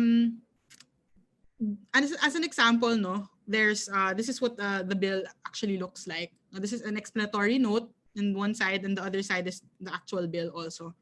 So there have been a lot of bills already filed in Congress. I'll show you the statistics later. If you're interested, go on to the House of Representatives website, and then it is under the Committee on Public Information, all of these bills. And then you will be able to download them and read them if you would like to really get yourself more informed about these things. Okay, in the Senate as well, you can also go to the Senate website. They're all there also. So there, you'll see, like for example, this one by Senator Risa Ontiveros, filed in July 25, 2019, an act strengthening the right of citizens to information held by the government, institutionalizing open data governance, and for other purposes. And on the other side, on the right side of your screen, you'll see a sample bill that has already been filed. Okay, so all in all, what are the statistics in the legislative? Right now, there are 5 FOI bills pending in the Senate. These are from Senator Sonny Angara, Senator Risa Ontiveros, Senator Grace Poe, Senator Pia Cayetano, and Senator Kiko Pangilinan. Okay, so those 5 bills, what will happen is they're supposed to be tackled in the committee hearing, and the more likely they'll be consolidated into one bill, and then they'll have to discuss which parts of their bills they could compromise and whatnot. So that's for the Senate. In the House, interestingly enough, there are 17 bills pending in the House. Okay, so if you're interested, you can look at it also in the website also of Congress, no? But just as a few proponents, sample proponents, so the Makabayan Bloc has filed their People's FOI. That's of course sila Congressman Zarate, Congressman Elago, Kabataan Party List, etc. There's also Congressman Tambunting of Parañaque, Congressman Rufus Rodriguez, Congressman Alfred Vargas, Rufy Biason, Lawrence Fortun. 17 of them have filed their own FOIs. Again, FOI bills. Again, these will be consolidated when a hearing will happen. Okay. In terms of LGUs, 44 LGUs, and this is like municipalities, cities, and provinces who have passed their FOI ordinances. 44. That seems like a lot. No, we're happy that that's there already, but actually it's still a long way to go. A lot of LGUs have yet to pass their FOI ordinance, but in the recent years since the start of the passing, that's already a really good number to start with. So I really commend the PCOO for being able to urge these LGUs to pass the FOI ordinances in their localities. Okay, what is this 100 plus? If you're already in the website, you will see a lot of information-related bills. So it just shows you how much of a need the access to information actually is as a law, because there's a bill, like for example, access to information for reproductive health. So it's getting very specific, but when in fact all of these things will be encompassing and part and parcel of an FOI law that can be passed, and these are around 100 plus of them. So that's really a lot that we're looking into, no? So if the FOI law is passed, then all of this will be definitely solved, I think, at least. But again, we'll have to really, really look into the deliberations and play our active role and create that public clamor. Because without that public clamor coming from us, especially the young people, I don't think they'll wake up and realize that, FOI is really a need. Because as you can see here, 17 bills filed in Congress. We have 300 plus congressmen and women, and only 17 passed. So I urge you to tag your district representatives. If they're not your district representatives, you can also tag them. But let's do our part in terms of getting this public demand up, getting ourselves informed, making the initiatives that we can, as much as we can, as youth advocates for FOI. So I will not take long anymore because I'd like to take on a few more questions. But if you would like to converse more, please do. You can add me on Facebook or YCU National. You can also follow that.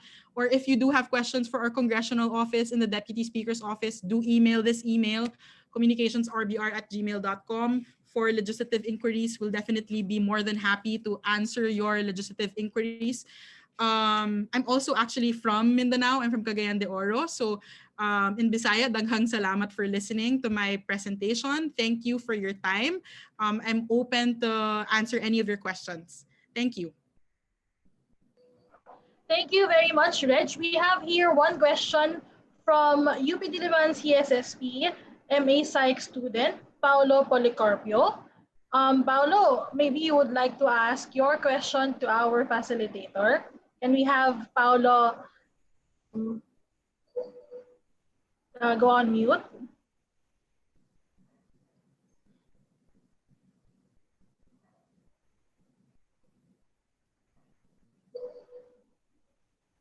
Here, Gian Paolo Policarpio.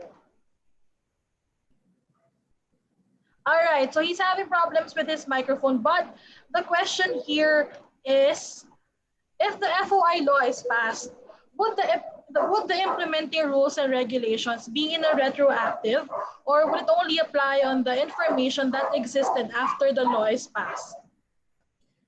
Yes, it will be retroactive because we're looking at information that the government holds in general. So it will include those that have been held there as information since the government has access to. So definitely retroactive in that sense, no. But it will not be retroactive in terms of liabilities and penalties. That will have to be after the law is passed. But for information, I think that's the essence of the question. With regard to information, definitely all the information that has been stored by the government will be included in the FOI law. Thank you for that question. All right, thank you very much, Reg. And we will still be having Reg actually up to the end of this session. So just keep your questions coming. We will be answering them later on. All right, to move on with our next part of the program, let me now introduce you to our next speaker for today. He is the former Deputy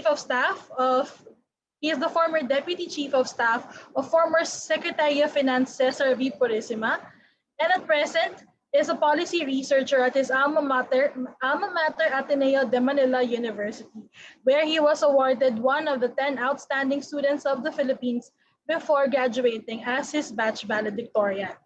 During the height of this pandemic, he gathered a team of over 50 volunteers to create a comprehensive citizen budget tracker for COVID-19 and published a dashboard monitoring the cost of assistance delivered to each city or municipality. Ladies and gentlemen, it is my privilege to introduce the man behind Citizens Budget Tracker. And I'm very interested in his talk also, Mr. Ken Avante. Thank you so much, Alex. Just trying to share my screen. Ooh. Hello. Yes. I think naghang. Ayan. All right, we got you. Yeah. Can you see the screen? Yes. All right. So good afternoon, and thank you so much, Attorney Regine. I learned a lot from your sharing on FOI, and also our partners at the Makati Business Club, our FOI Youth Champions who are here, and our friends at the FOI Project Management Office who are here. Parang reunion din ito. So Thank you for that very generous introduction. So I'm Ken. I'm currently fellow and head of practice at WeSolve and research faculty from Ateneo de Manila University. So what I'll do in this quick presentation is to share 5 key lessons from 5 public use cases as we try to organize a better data infrastructure system where freedom of information is the default orientation. No? So I worked in the Department of Finance for 4.5 years, working on tax, customs, and local finance during the previous administration and during this administration as well. Our young Department of Finance team was one of the early contributors to the country's open data portal. And here I saw really the power of data and research to shape outcomes for the Filipino people. And in our cases, through better tax collections to fund our public programs. When I went to graduate school to study social issues, I discovered that many fellow students wanted to study the Philippines, but they ended up studying other countries because the barrier to research here was too high. They were either stuck by the prohibitive cost of data or the maze of approvals that they had to undertake to get special access to data. Now, my question is, how can we train our next generation of public leaders if we don't have adequate public data to work on? Now, it is clear that this needs to change, not only for our researchers who are looking to find hope in research, but for ordinary citizens who want to engage in the power and governance structures that shape the delivery of our public institutions. So I'll share 5 stories from a paper written by my fellow authors, Daniel Benito and Felicity Tan, called Data for Empowerment, Organizing Principles for an Inclusive Public Data Ecosystem in the Philippines. Okay po ba? Yes. All right. Yes, Ken. All right. Thank Go you, ahead. Alex. So this research was supported by WeSolve, which works with change shapers from governments, advocacy groups, civil society, business, NGOs, and communities to harness collective action for sustained impact. And we really believe that change at scale can only happen when we work together. So here are these 5 key lessons in a nutshell. So ito yung summary slide ng presentation. First, citizens are demanding more data as they assert their right to know. We must purposefully gather key stakeholders, especially those who are the users, the main users and beneficiaries of the public services, so that they become partners. Third, we must systematically harmonize our data infrastructure. Fourth, we must invest in skilling and data literacy. And fifth, enhance data systems and policies.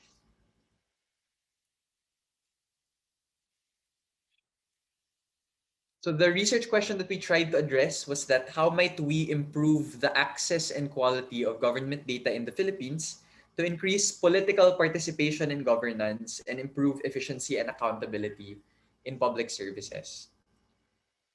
It's important to define what empowerment really means, diba? It's freedom of information, but freedom of information for what? What are we being free to do? What are we freeing ourselves to do?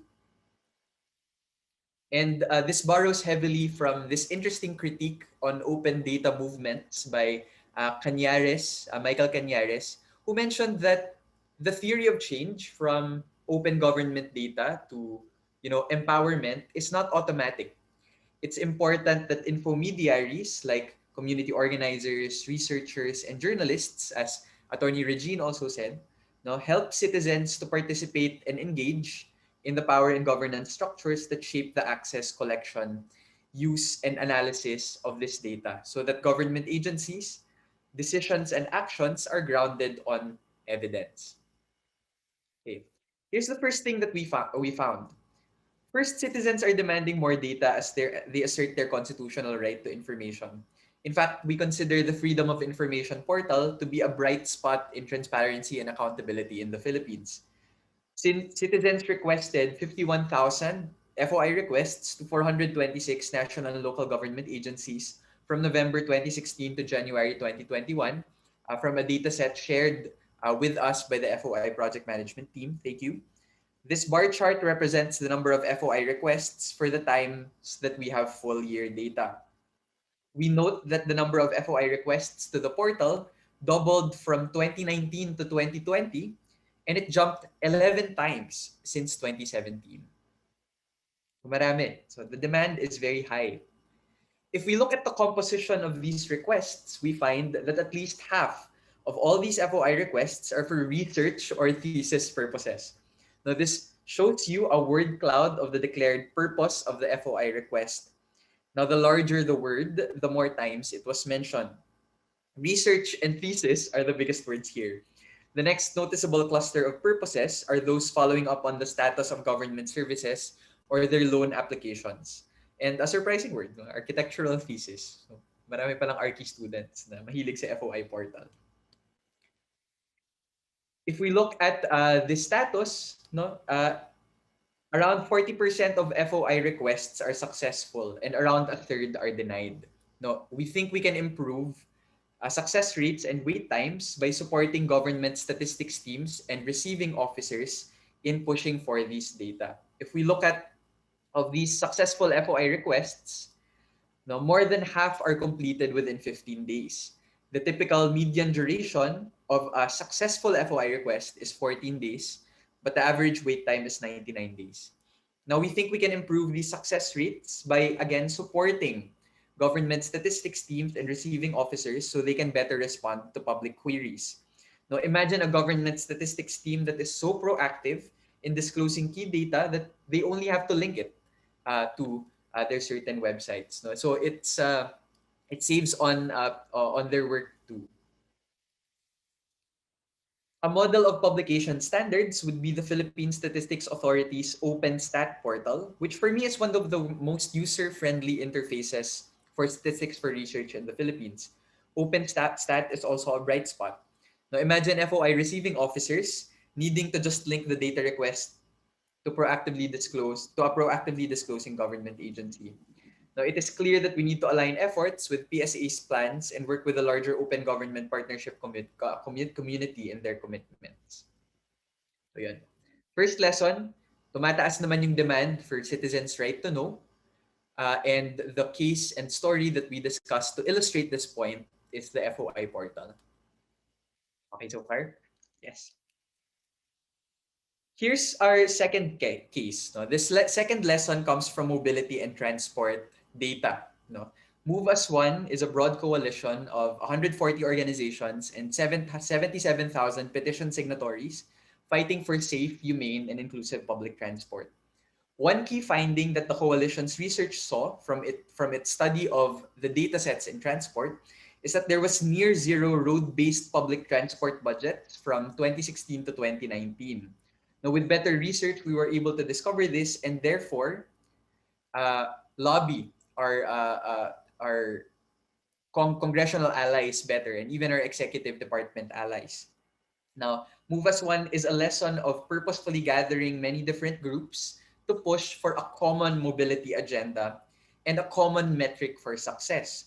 Now, the movement of people as a success indicator for mobility as opposed to the movement of private vehicles, which in many of our transport agencies are still their key success indicator. Now, we have gathered commuters' rights advocates, transport workers' unions, labor groups, youth groups, persons with disability, budget experts, teachers, transport economists, academics, urban planners, climate justice advocates, and even religious groups, to make sure that we are here. As one of the researchers in Move as One Coalition who needed to base our budget recommendations of empirical evidence, we asked, first, what data is being gathered? And we saw that public data, including success indicators, focus a lot on the movement of private vehicles than the movement of people. For example, we have very little counts in terms of the number of cyclists and even the number of pedestrians that walk and mostly use our roads. Only 88% of Filipinos actually don't have private vehicles. Even more nationally. How is the data used was the second question. We discovered that public data sets were scattered and not research friendly. So what we did was we came up with a Move as One data bank that collates more than 60 statistical tables in open format over 7 categories. We have shared our public tables too with congressional leaders for oversight and our champions at the Department of Transportation. Colleagues in government, for example, would know how critical staffing is during congressional budget hearings is. This was one of my jobs when I was in the Department of Finance. This was a good start in terms of compiling key statistical indicators. No, and because of empirical evidence, we were able to push for around 12.5 billion pesos worth of road-based public transport investments in Bayanihan 2 and the 2021 General Appropriations Act. So again, it's not just opening up data sets, it's making sure that we purposefully gather key actors, make sure that they're represented at the table, and make sure that we lobby together because uh, we we deserve better public transportation. Here's the third lesson, is to systematically harmonize. No? The third case is from the Customs Bureau. No? I needed to spend more than 100 hours cleaning the public dataset uploaded in the Customs website. It is clear that there is a need to harmonize data for research and policy ideas. In my master's thesis, I used the publicly available customs import reports to show that we can collect up to 10 billion pesos more in government revenues if we focus our limited customs staff on fewer higher quality inspections.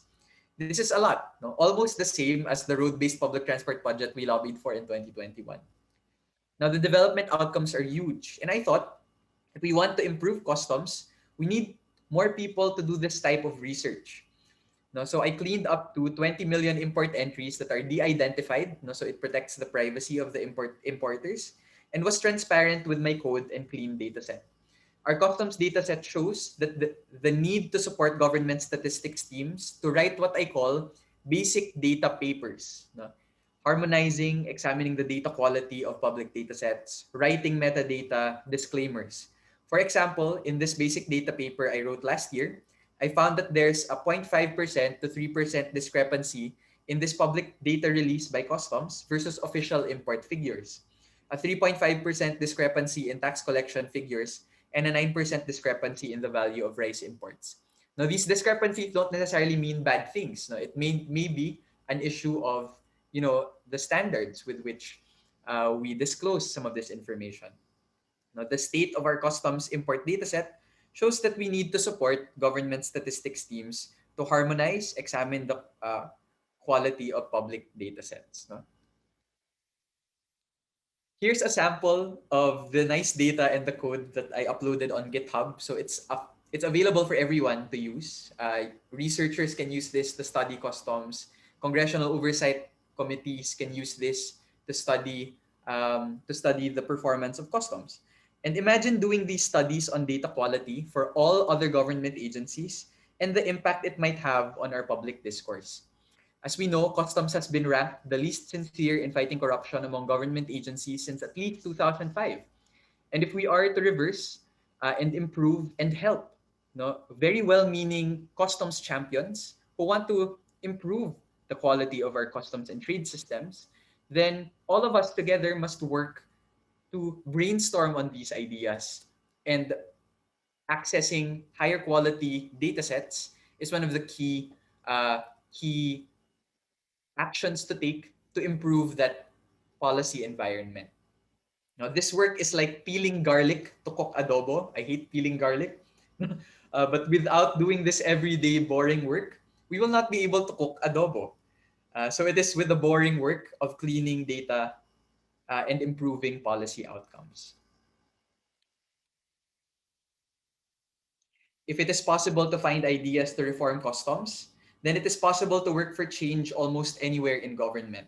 Better data and research can help us organize to improve our public institutions. Here's the fourth item. The fourth case is a project that's very close to my heart, and it is important to invest in skilling and data literacy, particularly as evidenced by our experience in doing budget transparency and accountability work with the Citizens Budget Tracker. Data literacy means we improve people's understanding of usually abstract and technocratic government processes, like the budget.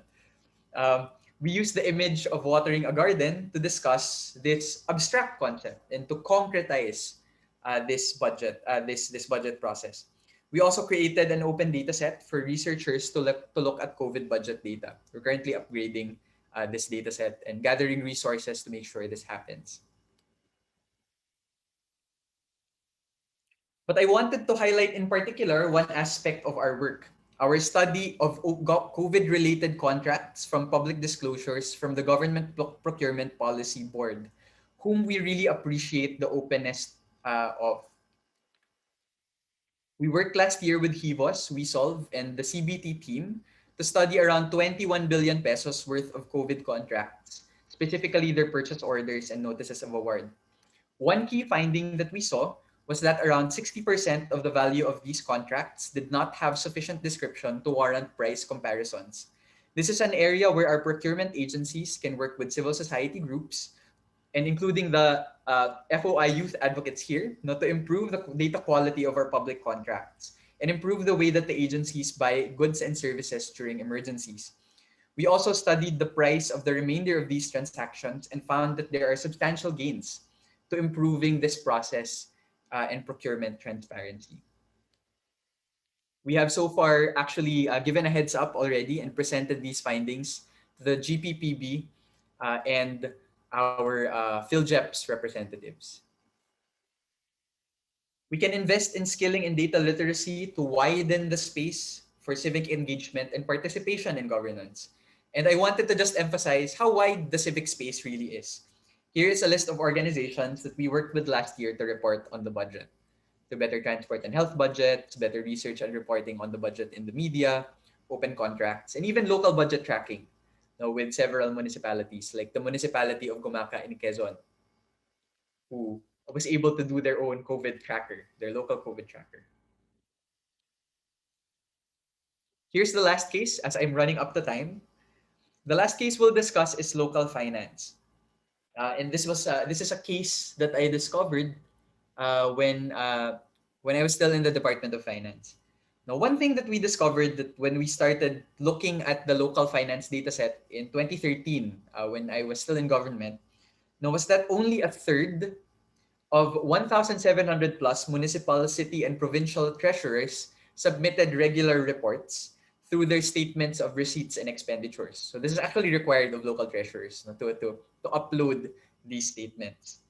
What we did was we issued a set of policies to mandate and improve, to require and improve reporting over time, linked to treasurers' rewards, promotions, and penalties. By the end of the program, in a few years, actually around 99% of local treasurers reported regularly.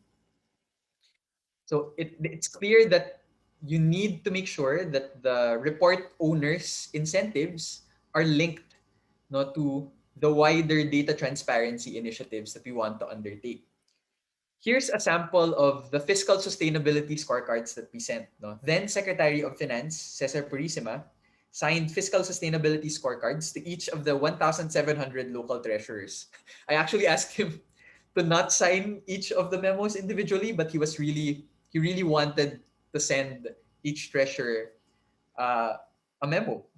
So this was linked to the larger professionalization agenda of the treasurers, including 3 levels of certification, also tiered to disciplinary action.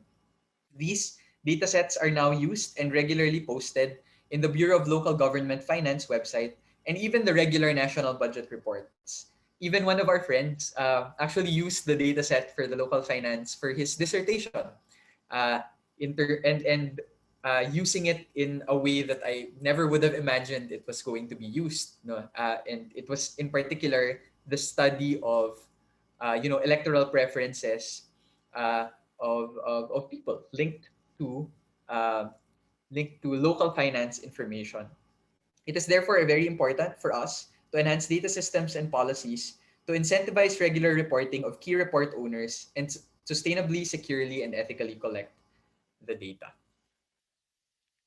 So here's the summary slide. 5 lessons for organizing data for empowerment alliance. So we used the FOI portal to show the higher demand, no, of citizens' right to know. We said and illustrated through the transport and mobility case in Move as One that we must purposefully gather key civil society organizations to agree on key performance indicators and really push, no, for the participation of these basic sectors in the way that we formulate our budget. Third, we must systematically harmonize datasets, and we used the customs example for this, no, to write basic data papers and support government agencies in the proactive, no, by default FOI provision, no, of some of these disclosures and statistical tables. Fourth, we discussed the Citizens Budget Tracker case, particularly open contracting, to show that we need to invest in skilling and data literacy to widen the space for civic engagement and participation in governance. And the last thing that we discussed was that we must enhance data systems and policies through the local finance case and improving the quality and the regularity of the reporting of 1,700 local treasurers in the Philippines. Here's the call to action. No? we're widening the field, no, of people who are willing to participate in, not just opening up data sets, but really being involved in the political process of the budget. No, so please, we're inviting everyone here to please register to bit.ly/budget advocacy 101. We're organizing a budget advocacy seminar to discuss a little bit about the cases. We'll learn from basic sectors and people who have been engaged in technical budget evaluation work. The 2022 national budget calls have already started. And if we want our budget, national budget, and our taxpayer money to work for us better, we must engage as early as now. So this is in coordination with the Advocates of Inclusion, CBT, We Solve, I Lead, and the Move as One Coalition. Thank you so much. So that's 20 minutes. All right, thank you very much, Ken, and thank you very much for abiding with our 20-minute allotted period for you. But we do have a question here from Mr. Paul Andre Rosette, which is very interesting. Can we unmute again Mr. Paul Andre Rosette, the interim chairperson of the Youth Parliamentarians of Laguna, for his question? Good day po, Sir Ken. I am Paul Rosette. Kumusta? And so my question is, how can CSOs, especially youth organizations, can lobby open data ecosystem or infrastructure in the LGU, especially if the local government remains to be, let's say, traditional or not receptive of such initiatives? And the follow-up question is, are there existing programs, aside from what you have mentioned earlier, available for CSOs and youth organizations for capacity building? Since for us, no, especially on it's very, let's say, technocratic or highly technical. So that's my questions. Thank you, Paul. So on the first question, how can we lobby from the local government side? So if I remember our case for the Citizens Budget Tracker and how it was able to help, no, Gumaka Cares. So gumawa sila ng COVID-19 aid reporting and expenditure summary, which we actually submitted to the BLGF to influence the national reporting standards on COVID expenditures.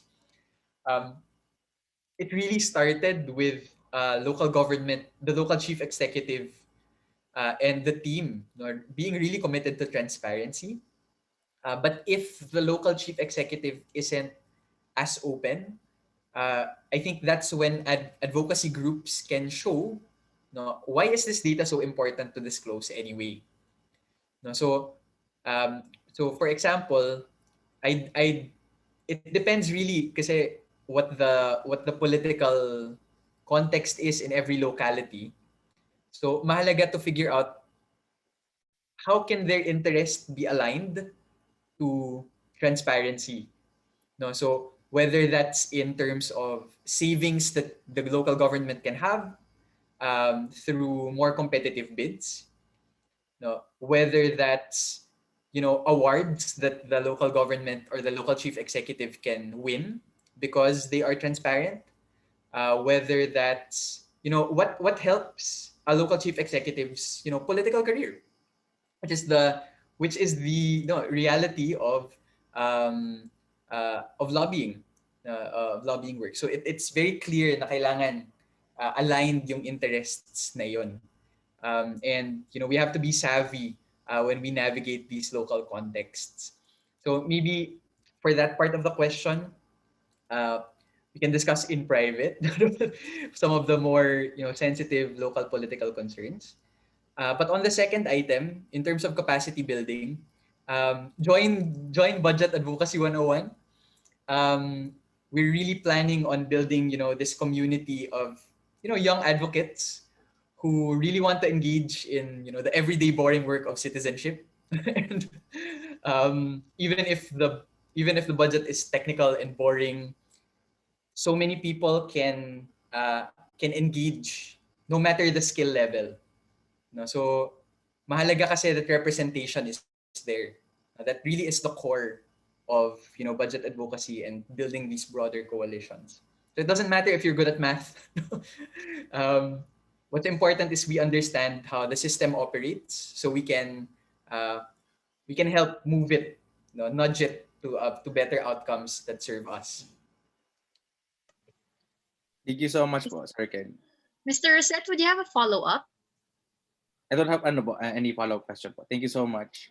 Thank you, Mr. Rosette. I think that's a great point, Ken, about kind of being savvy to the local context and trying to show the local executive the many different ways that this could benefit you. We have a couple of questioners, actually, a couple of questions in the chat that want to go back to the Citizens Budget Tracker. We have one question here that's asking from an anonymous source, have you requested information on the eFOI portal in developing your Citizens Budget Tracker? So were you able to use the eFOI portal? Actually, ito yung interesting about yung the movement that we were able to generate. No, we didn't go the FOI portal route. No, we lobbied directly to the department kasi some of the data sets were not yet available. So, di ba, mag-FOI portal ka kung medyo alam mo nang parang, okay, available yata yung data. Kaya mahalaga actually na marami ring partners that are working with the departments to make sure that the universe of data sets, at least yung allowable within privacy rules, right, are proactively disclosed to the public. So, one of our key members in CBT was a former DSWD employee. So medyo alam namin kung ano yung internal data sets na pwede pang ilabas. No? One other thing that we did was we requested with the Right to Know Right Now Coalition and the COVID-19 Action Network a clarification from the National Privacy Commission about releasing the names of those who received financial benefits of a discretionary nature. Kasi isa yun sa mga exemptions ng Data Privacy Act. So essentially, kung nakakuha ka ng ayuda, dapat nakapublish yung name mo para ma-check kung tama ba talaga yung nabigyan ng ayuda. And in fact, this was directly related to how fast the social welfare assistance would be given. Because we were pushing then for the social amelioration program to be given now. No, parang pay now, verify later. Tapos yung verify, hindi kailangan central departments yung mag-check. Kailangan community as a whole. Kasi paano kung yung walang mga ID, di ba? Yung mga taong mas nangangailangan talaga na kailangan nila ng ayuda ngayon. So after that, NPC gave that advisory opinion that said it was allowed. So what that allowed to do, what that advisory opinion allowed us to do was to show not just that it wasn't a violation of privacy rules, but it protected champions within the bureaucracy who wanted to pursue freedom of information. So again, in any government agency, there's a champion there who's willing to push, and we need to protect them. And we need to make sure that we do our part in civil society to support these champions in government who are allies in FOI. Just kind of jumping off of that, because you're looking at all of these, I would say, kind of sensitive data.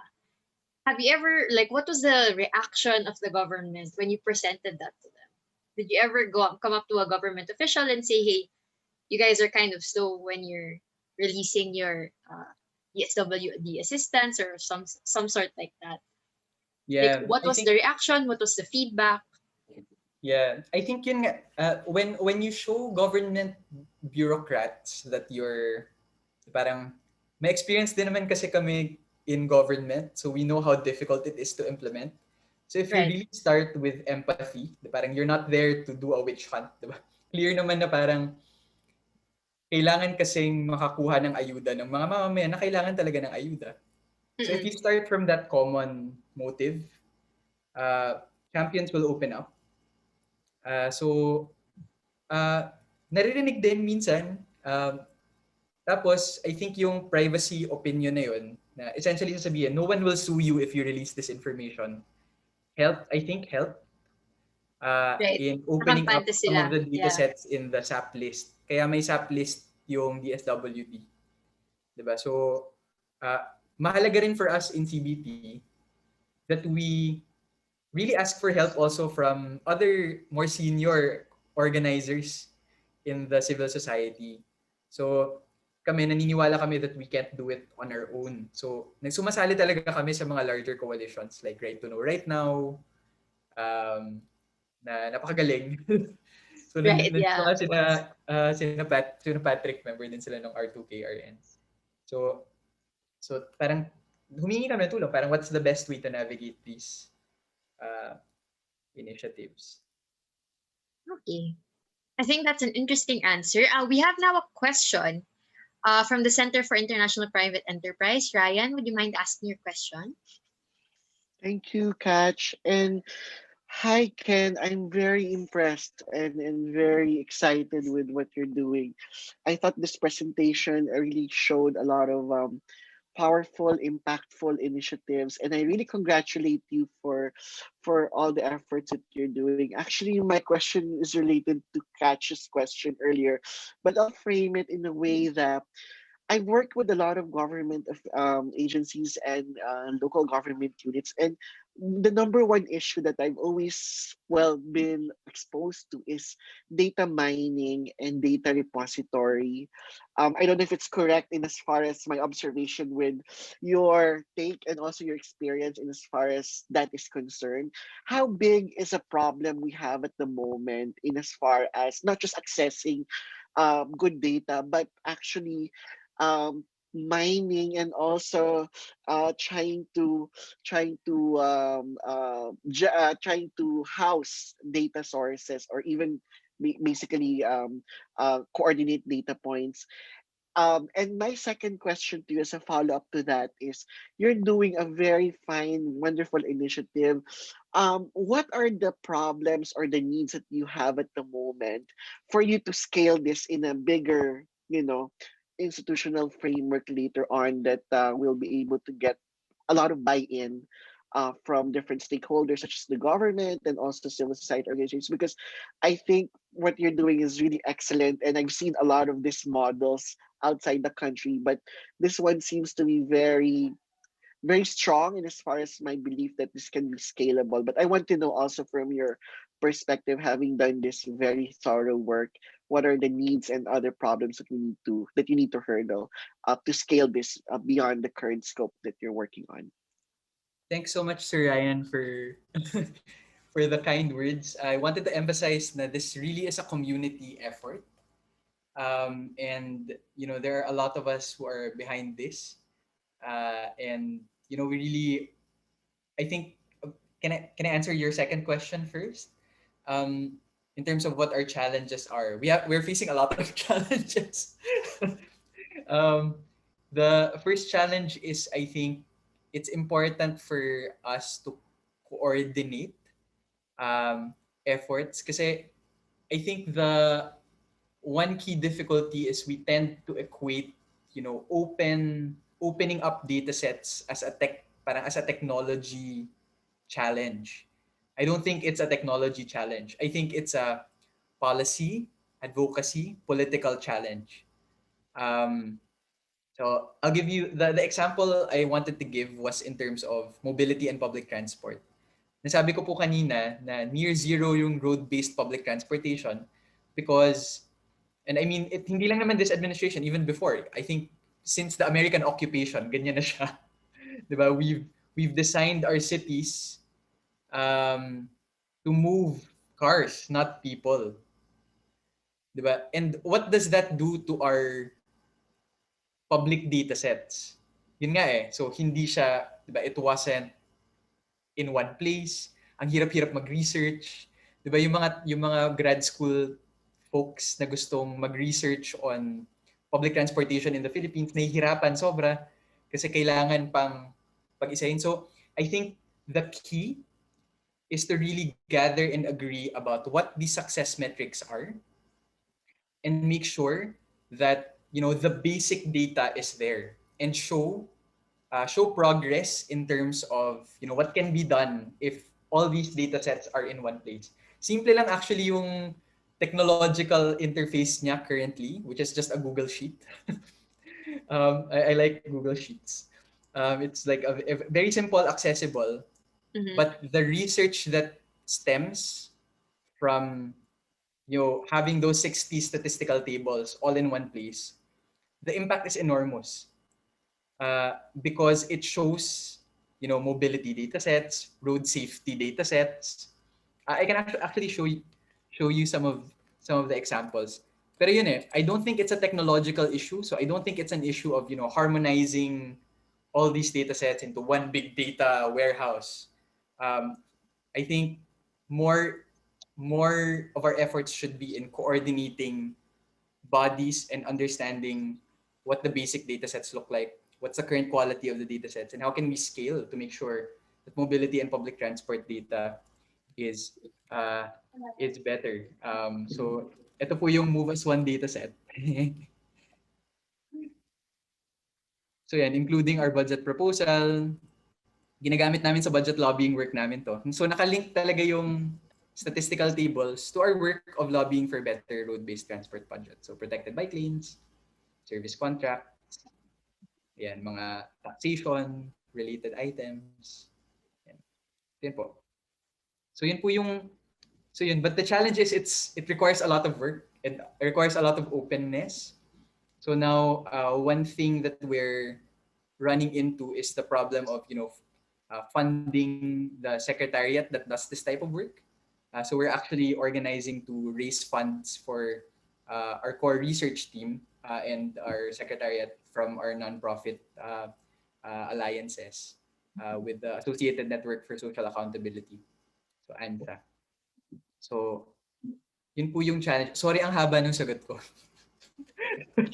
No, thank you. I appreciate it. And through MBC, let's talk one of these days so we can look at opportunities to work together. Yeah, Thank you we're very much. excited to work with you, Ken, especially on the secretariat side. Yay! Thank you, MBC friends. Thank you, Sir Ryan. So, sorry, your first question po, I think you answered it already in a way because of that data mining, data. Oh yeah, yung data mining. Just wanted to confirm if it's really the same observation I have on data mining, data repository, and data reporting, among others, because this is a discipline that I think many of our agencies are lacking. So I wanted to maybe ask a question to that. What do you think are the needs also of our government agencies to support their discipline and their skills and also their oversight in as far as data gathering and, as you pointed out, use of quality data is concerned for proactive policy making and engagement with civil society and private sector. So I think maybe the best way to organize is the frontier is the government statistics team. So for example, we've tried to do this before in DOF statistics. Parang have everything in one repository. It's kind of hard actually. And the statistics teams are very good. No? Magaling po talaga sila. But they need both the technical support, meaning staffers who are willing to research with them to understand the quality of the public finance data sets. So one would think, for example, that the DOF data sets are already high quality. They are, no? But marami pang points for improvement yung data sets kahit ng DOF, kahit ng Bureau of Internal Revenue tax statistics, kahit yung customs statistics, kahit yung local finance statistics, kahit yung basic time series of those data sets, mataas yung value niya and having better, say for example, geographical, yung standard codes ng geography. Malawak po actually yung frontier. Pero one would imagine, a civil society, a multi-stakeholder group supporting the government statistics team with the support of both yung secretary in charge and the career servant in charge of statistics. So imagine that model like dispersed in all government agencies. So we're trying it with transport. Yun yung aming most comprehensive yatang work to date. We think there's a lot that can be learned from this current live engagement. Although, ano na talaga siya. One day at a time. Thank you again, Ken, and thank you, Catch. Thank you very much, Ryan, and thank you very much, Ken, for that wonderful presentation. We are looking forward to work with you in our future projects. All right, now it's time to hear the reaction and pulse of FOI youth organizations from today's discussion. Let me call on one of our organizational partners for today, the convener of FOI Youth Initiative, Mr. Patrick Akupan. Hello, magandang hapon po. Malinaw po ba? I just want to make sure that my audio is clear and the video kasi minsan naglalag yung yung Zoom ko. Yes, we can hear you and it's clear. Okay, hindi lang nagpa-flash yung screen ko, parang naglalag yung computer. Can I ask help muna? Sorry. Okay. Alright, there. Maraming salamat. So first of all, thank you so much to Makati Business Club and as well as to Attorney Regine and my friend also, Ken Abante.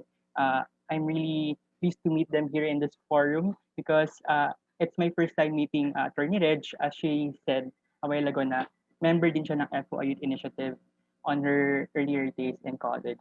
So before I start, I just want to give a little bit of introduction about myself siguro as an advocate.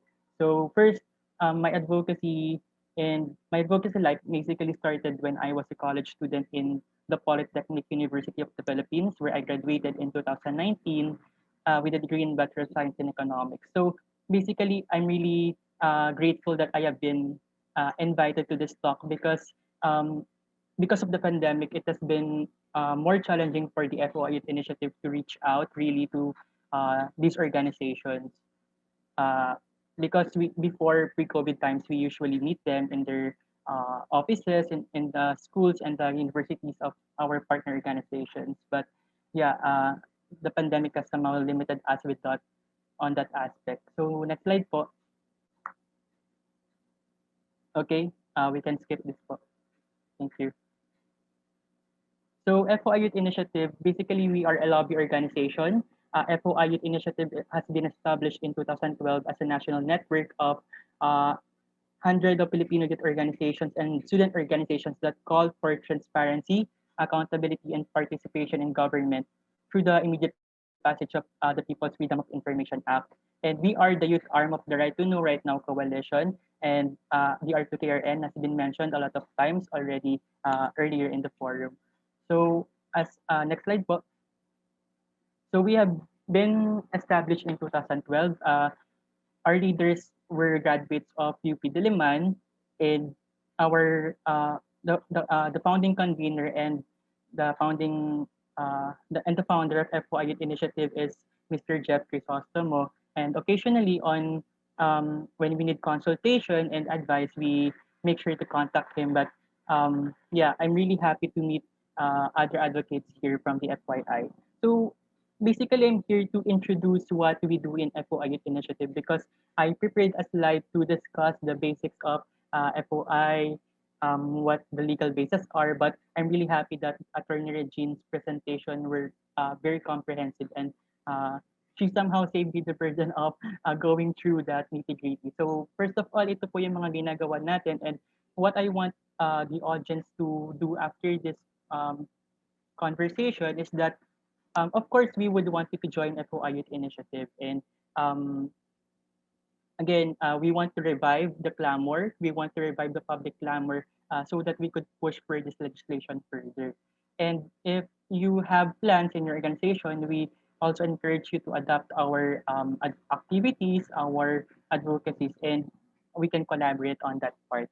So ang mga ginagawa po namin sa FOI Youth Initiative, first, legislative advocacy, and then second, media or communications, and third, the last would be public education. But of course, these are just surface level activities. Actually, the big part of what we do in FOI Youth Initiative is making sense of the information that we get from government agencies and packaging them in a way that's madaling maintindihan ng mga ordinary people and youth, kasi that's also a challenge for me when I was a student. So it actually took me a lot of seminars and orientations before I was able to actually understand FOI and the advocacy in general. Next po. So a lot of what I would be reporting today are the activities of the members of FOI Youth Initiative in the past. So this was during the time na the FOI bills were actually showing traction in Congress. This was in September 2015. Members of the FOI Youth Initiative roamed around the Congress to find for an FOI champion. So when we do legislative advocacy, when we do lobbying, yun yung maganda about the youth because we never run out of creative ideas. When I've been to a lot of orientations and forum on how to do lobbying, but one thing for sure is that there's no definite way, there's no structured way of going about the legislation and how we could assert our position as stakeholders and how we could engage primarily on that process. So I think yun yung maganda about us youth is that we never really hesitate on doing creative stuff. For example, itong nakikita nyo ngayon, nagdala sila ng flowers. Basically, nanliligaw sila ng mga champions to file the FOI bill. And that has been proven effective, as said earlier by Attorney Regine. It was actually in the 14th Congress when the FOI bill almost was ratified to the President. Next slide po. Ayun. So I'll be showing you some of our recent legislative engagements, but these were pre-COVID, pre-pandemic times. So we usually write to offices of our former allies and those who we think that we could explore collaborations with para ma-meet namin sila in person and how we could pitch our version of the FOI bill. Basically, I'm sure that you would hear this in another talk, but meron pang isang paraan para sa paglalobby at sa pagle-legislate ng isang bill. It's called indirect initiative or a people's initiative. So it works in a way na kapag wala kang nakitang or there's no a legislator within the Congress who has that version of your bill, you could gather stakeholders and file your own version. Ginawa na po yun ng Right to Know Right Now Coalition in pushing for the People's FOI Law. Okay, so ito po, aside from visiting offices, we also convene stakeholders of the FOI community.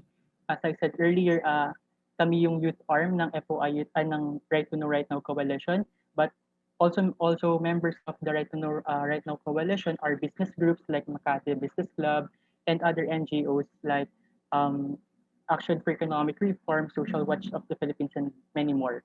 And then we also participate in public forums and committee hearings. This one's actually in February 2020, but it's not on the FOI measure specifically. It was actually on misinformation, on fake news. We were invited by the Committee on Public Information to give our position and submit our position paper to the committee. But unfortunately, we were not given the opportunity to speak on that committee hearing because the speaker, I mean the chairperson said that they would just allot a different schedule for that for the FOI measure as well. But we were happy that some of our allies are there, like Representative Sara Elago and many more, who said that it's also important that marinig yung argument why what does FOI play in the talks of misinformation. But we were still denied that opportunity to speak. But we were able to submit our position paper. Okay, next slide. Ayan. So we could skip this part, but this one's the position paper that we submitted to that committee hearing. Okay, so part of that legislative advocacy, in December 2019, we joined the PCOO Project Management Office for FOI in filing an FOI measure. Ayun, so kanina nung may Q&A, there are a lot of questions on how the youth could participate on this process, on ano yung pwede nilang gawin. And one question that actually stood out ay yung question from the youth parliamentarians of Laguna. Kasi he was asking how could the youth monitor the implementation of FOI in the local level sa mga LGUs na merong FOI ordinances. So I think it's really important. I would just echo what Attorney Regine said, that practice is important. In the Right to Know Right Now Coalition, meron po silang tinatawag na FOI practice, and FOI Youth Initiative, we are one of those groups who promote this practice. So basically, I'm sure that tomorrow there will be a separate discussion on that. But basically that's one thing, that's one way on how you could monitor. Make sure to document your process, and of course, when it's time, you could also report what happened during those monitoring. Kung ano ba yung, have you got the information that you would want to request? Ano yung difficulties, or on the positive note, madali ba or gaano kabilis yung pagkuha ng information. Okay, next slide po. So ayan, other way of how we do our work in our campaign work in FOI through communications. For a fact that social media plays a really important role in advocacy, and as said as Attorney Regine kanina, sobrang effective ng social media. And in fact, the earlier members of FYI have been able to call for a committee hearing for that. That was way back when Twitter was still a new thing for most of the youth. So aside from aside from social media, meron din po tayong mga traditional ways of doing communication work. We wrote a column for Business World, and that was in 2019 when I was chosen to be a convener of the FOI Youth Initiative. Next slide po.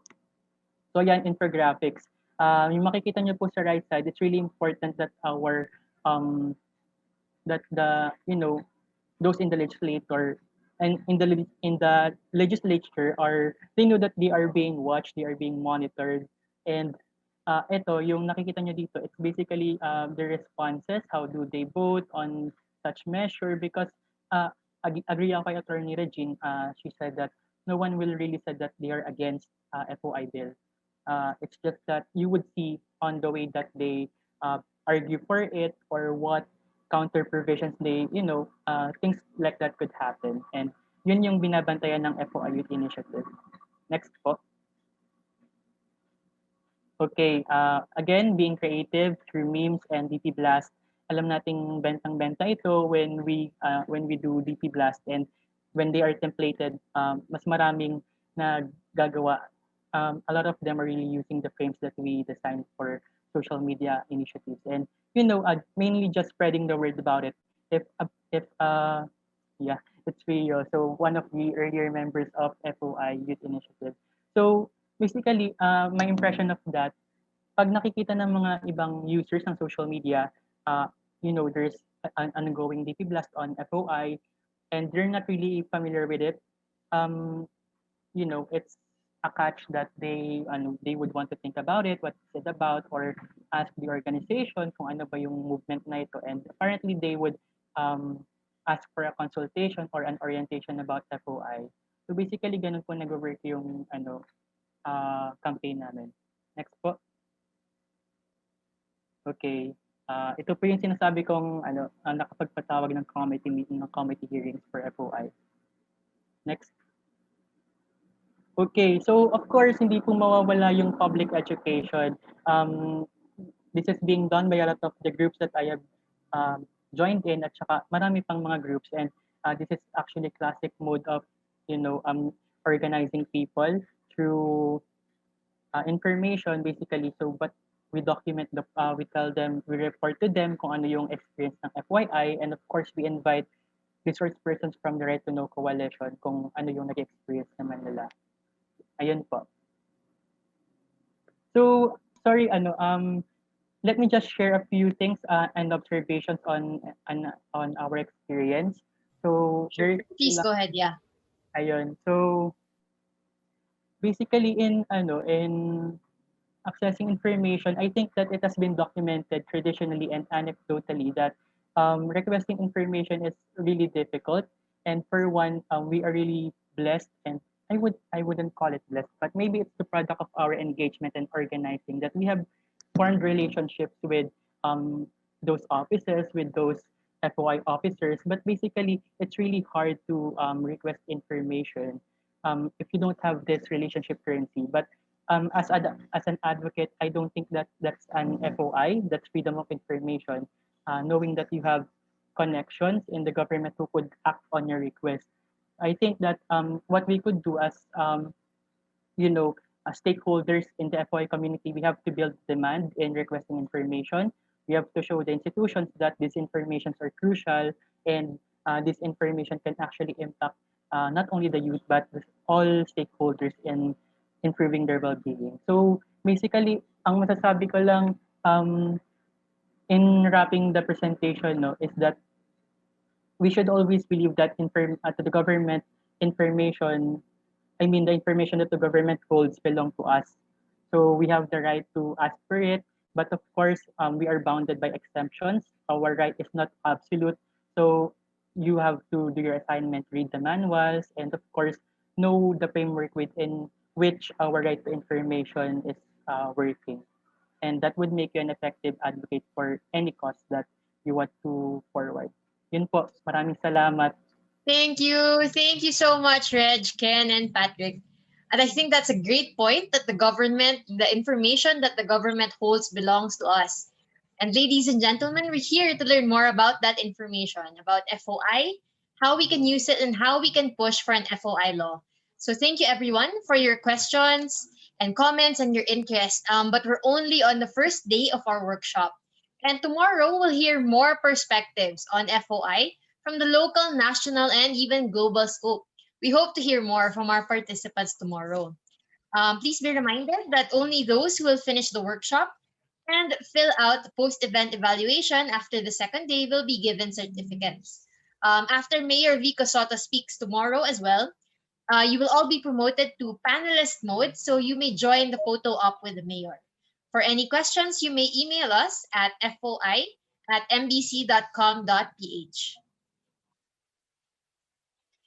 A slight reminder that our program will start at exactly 1 p.m. tomorrow with Pasig City Mayor Vico and PCOO Undersecretary Chris Ablan. You wouldn't want to miss that. See you tomorrow, everyone. Stay safe and have a good week. Thank you very much, everyone. Thank you po. Thank you so much, Ken, Reg, and Patrick. Thank you, Patrick, and thank you, Reg. Thank you.